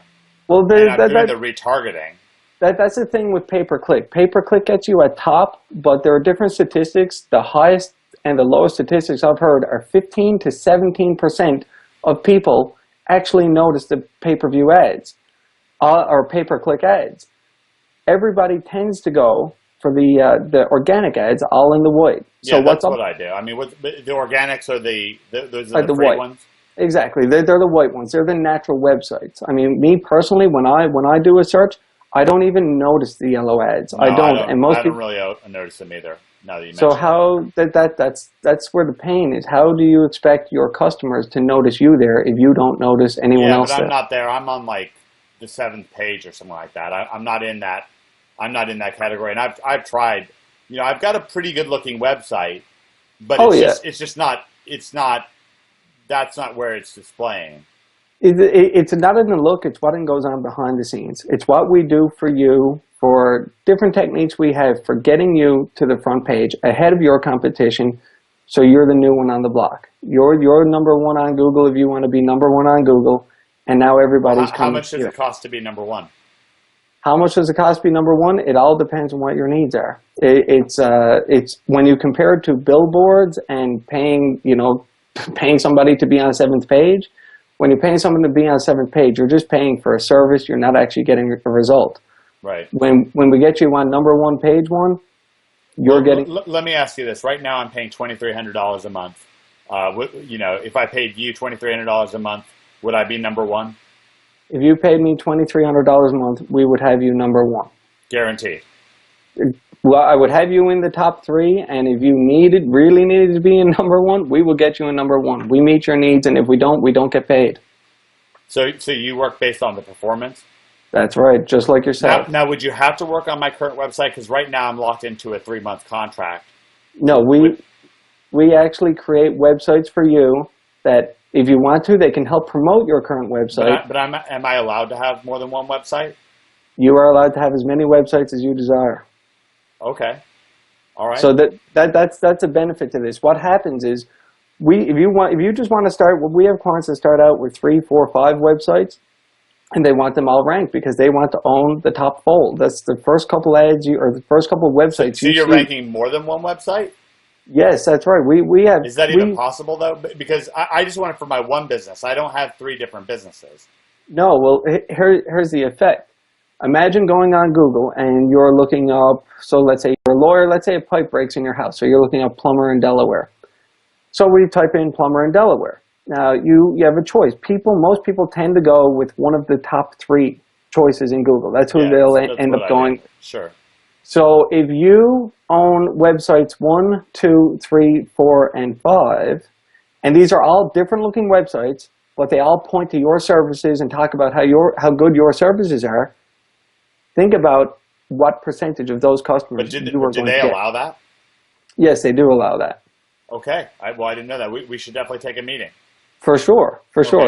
Let's set something up right now just so we get it out of the way. Okay, great. So then at that point you make a meeting. All right, that was great. And by the way, I reflected back. If y'all were wondering where I got these questions from, that's a conversation I had with a lawyer 2 days ago. So the things I was reflecting back were the exact objections that a lawyer who I closed 2 days ago was having. So that's great. So give us the inside baseball. What were some of the moves going on in your mind that you're making that you think that make your pitch more successful? What are the things that you're doing also that are helping you get a better client, set expectations correctly? What are some of the things that you're doing kind of in your mind behind inside baseball here?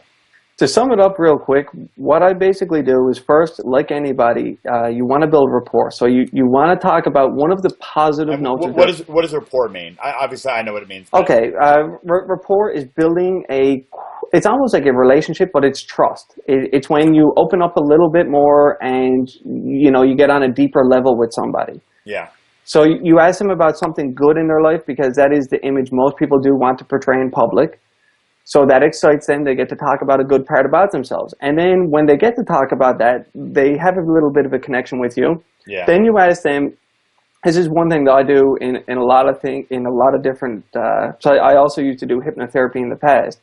So you talk about the good, and then that they open up a little. And then for marketing reasons, for client acquisition, we ask them, where's your pain? Like where's a place in your business that really frustrates you, really gets to you?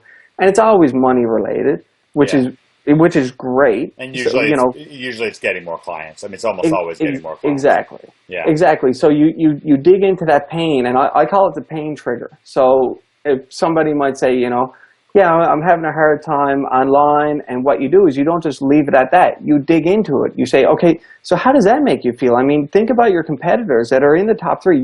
People are searching. They're getting those people, and that could be you. You don't have to dream about being number one. You could be number one. Right. And you dig into that, and they really connect with that. Let me translate some of this back just for viewers, just give it a different perspective from the way Steven's saying it. So first of all, the idea of rapport. We like to think of this one way that NLP experts talk about it. Someone like Ross Jeffries or Tony Robbins or whatever. We talk about like pacing and leading. Exactly. So pacing means to walk with. So, of course, you've been in a conversation, been sitting at a table. We're having a conversation. Things are just going along. And then I just get up to walk away. And next thing you know, you find yourself wanting to get up and be like, oh, where's he going? We're in rapport. We have a link between us. We feel like we're like one another. We're talking about how, we both like, playing Xbox, or we both like, the St. Louis Rams, or whatever it is. We have some commonality between us. We both like horseback riding, whatever the thing is. So that's pacing. And what we want to do is we want to be like somebody. There's the old phrase, if parents say to their kids, if your friends ran off the edge of a cliff, would you? Well, the reason the parents ask that question is, of course you would. Like, of course you'd run off the edge of a cliff because your friends are just like you. So whatever they're doing, you wouldn't. It's a silly question. Of course you'd run off the edge of a cliff. So the idea is pacing and leading, and it's a very powerful contextual trigger for people's actions. Not 100%, but it's a huge predictor of action. That's one thing. And then the second thing, when Stephen was talking about pain points, the traditional formula for conversion, any sort of conversion, with your website, in a conversation, anything, is problem, agitate, solve. So what's the problem? Kind of focusing in on that problem and being sensitive to it, being aware of it, amplifying it a little bit, and then presenting a solution. So that's what Steve was saying. Awesome. What's the pain point? The pain point is I'm not getting enough customers. What's that like? What does that feel like when you're not getting enough customers?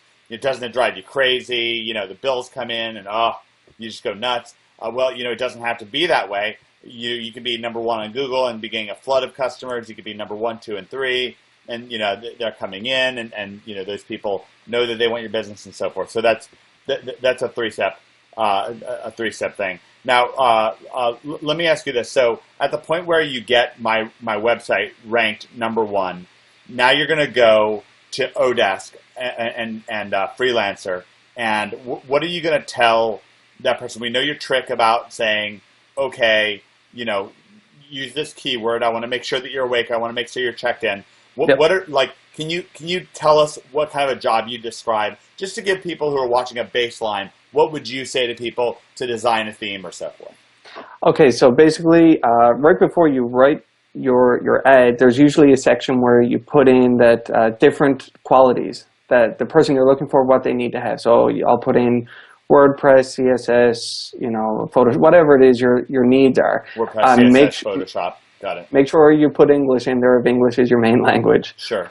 And then after that, once I get into my description, I will talk a little bit about the job. I won't go into too much detail about it. I'll just give a vague description. So give us an example. You've got my Charlottesville personal injury attorney ranked number 1. Okay, yeah.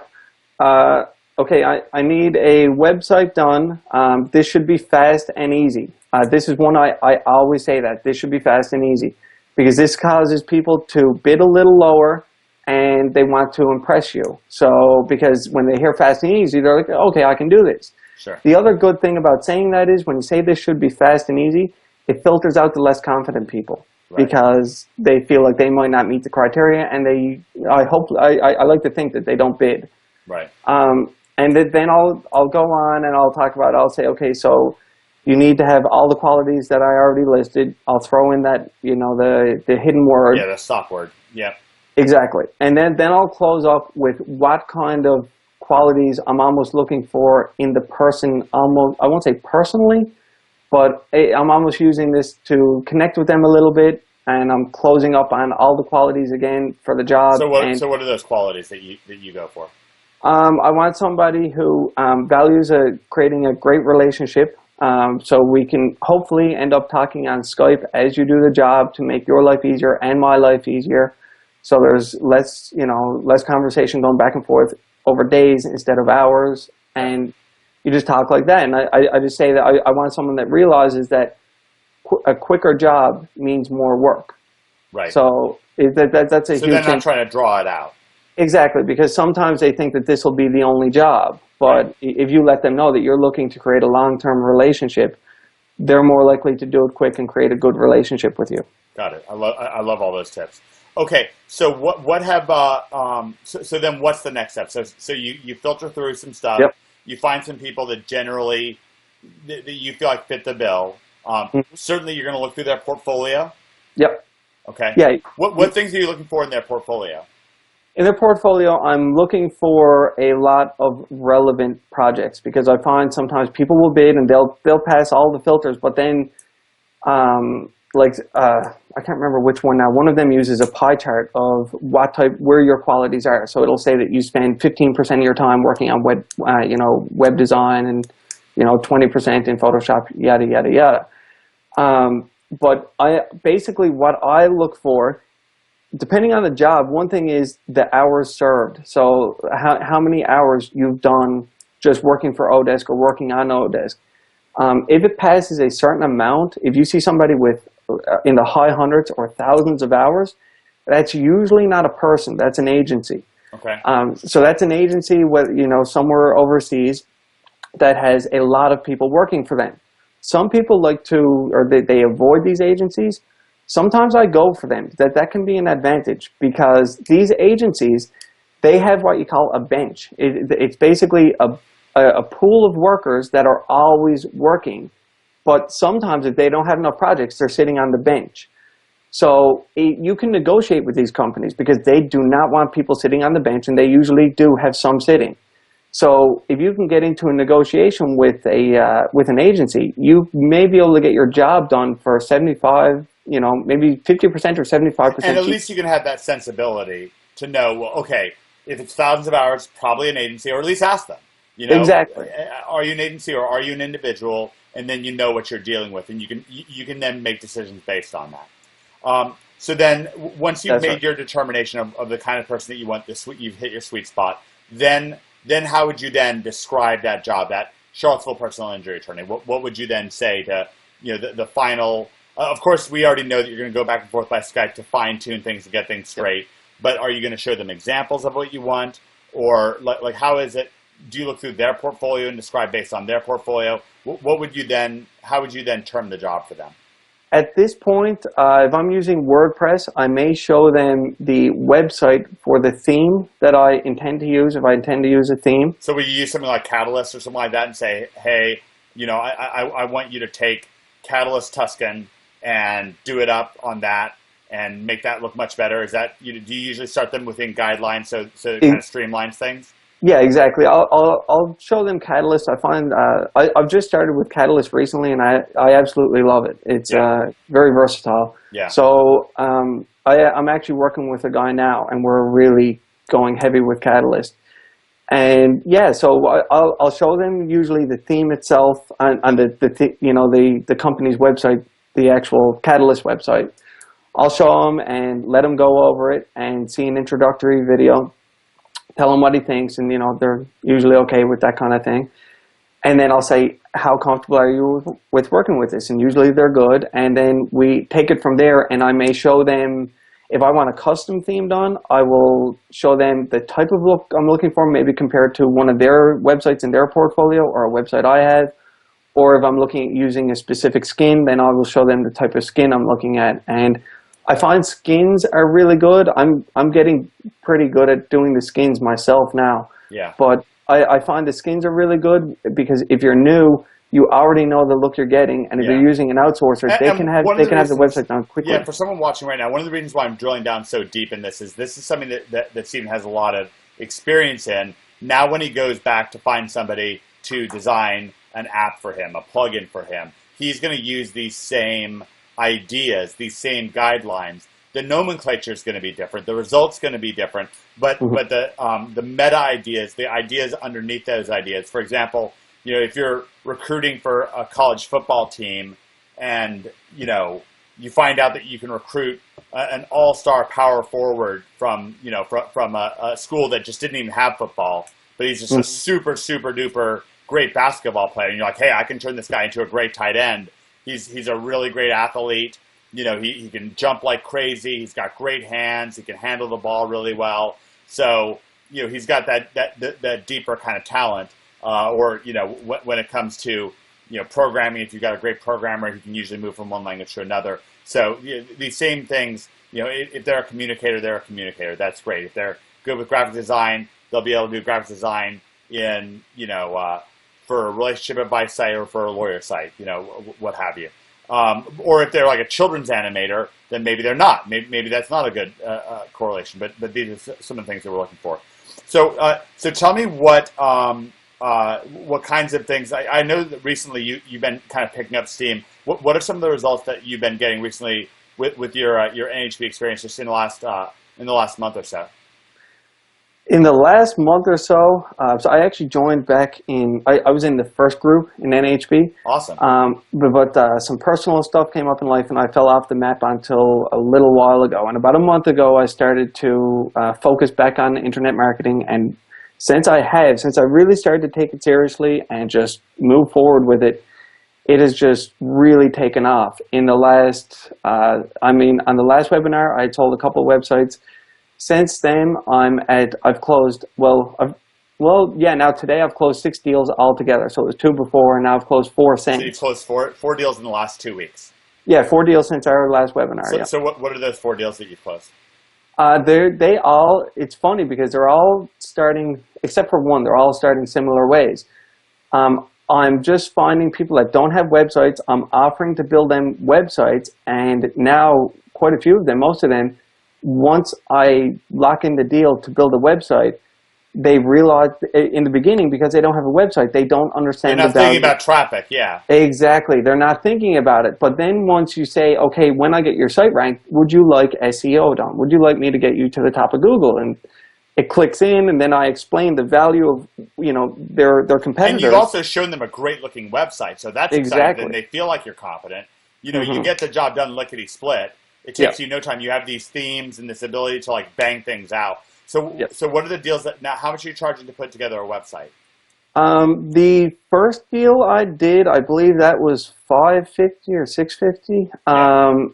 And that one went without SEO. The next one I think was $11 or $1150, and now all the rest are $1,200, except for the last one that was $1,000 because that was someone that I went to school with and gave him a deal because he's just starting out. $1,200, and $1,000. Yep. So that's obviously adds up to altogether right around $7,000, which is awesome. Congratulations, or $6,000. That's right around $6,000. So congratulations on that. And then how much are you getting for your SEO services? SEO services are different for each one because the markets are all, or some of the markets. Yeah, that's right. Some of the markets are different, but basically the lowest one I have is $350 right now. That's a month, and the highest one I have is $650. So per month. Yep. So wow. So what's your monthly take on all 5 of those that you're doing SEO? Well, no. Right now I'm doing SEO on 3. Technically, the SEO hasn't started because I just closed those deals within the last couple of days, and I'm actually in the middle of moving across the country, so they understand that it's going to take me a few days. Sure. But what it was, one of those is $350, and 2 are $650. Oh my goodness. So that's a full-time income. You like between the upfront money that you're getting, and then that's another $2,000 a month, you're really, really picking up steam here. It's awesome. Once it starts, everyone says this, but you don't understand it till you do it. Just take action. Mike, I've heard you say that last year when I first joined Bring the Fresh. You said, just take action, take action, take action. And the thing is, you can sit down and you can play with the calculator all day on how much you could make. But once you start taking action, the money will start to come in. It will. That's what happened to me. I buckled down about a month ago, and since then, it's just, I'm not even looking for the opportunity. I'm just being open to it, and it's actively in my mind because I'm currently doing it. Yeah. And as that happens, it just comes in. So you've just been focusing in on your NHB experience really just for a month. You've made thousands of dollars up front. You have thousands of dollars per month on the way. What would you say to somebody who's kind of a bit on the fence about NHB? Get off the fence. Get off the fence and just jump in NHB. I actually had somebody message me this morning. I don't even know who it was. They messaged me on Facebook asking me for information about NHB. And I just messaged them back and I said, just join. I said, don't look at it as a cost. The worst thing you can do is look at the fee or the entry fee as a cost. It's an investment. I spent that money, and like I said, I made that money back very quickly, and now I'm not just into a profit, I'm into a monthly income. That's awesome. So it's a no-brainer. You have to want it. You have to take the action, join, take the action, and I find the best part about this group is the Facebook group. It's all the information is amazing, and it is life-changing if you take action on it. But when you get in that Facebook group, it's just, I mean, if I have an issue, first of all, if I have an issue, I can, in NHB, I can hop on Facebook or Skype, and you or Greg are usually there, and I can talk to you. But before I would even do that, I just run a question on the Facebook group, and sometimes within seconds, you have the solution to the issue you were experiencing. That's awesome. All right, well, yep. Stephen, I know you're going through a move, so I really appreciate your valuable time. You sat down with me for quite a while here. Really, really appreciate it. Best of luck on your move, and I will see you inside of NHB. All right, thanks, Mike. Talk soon. Cheers.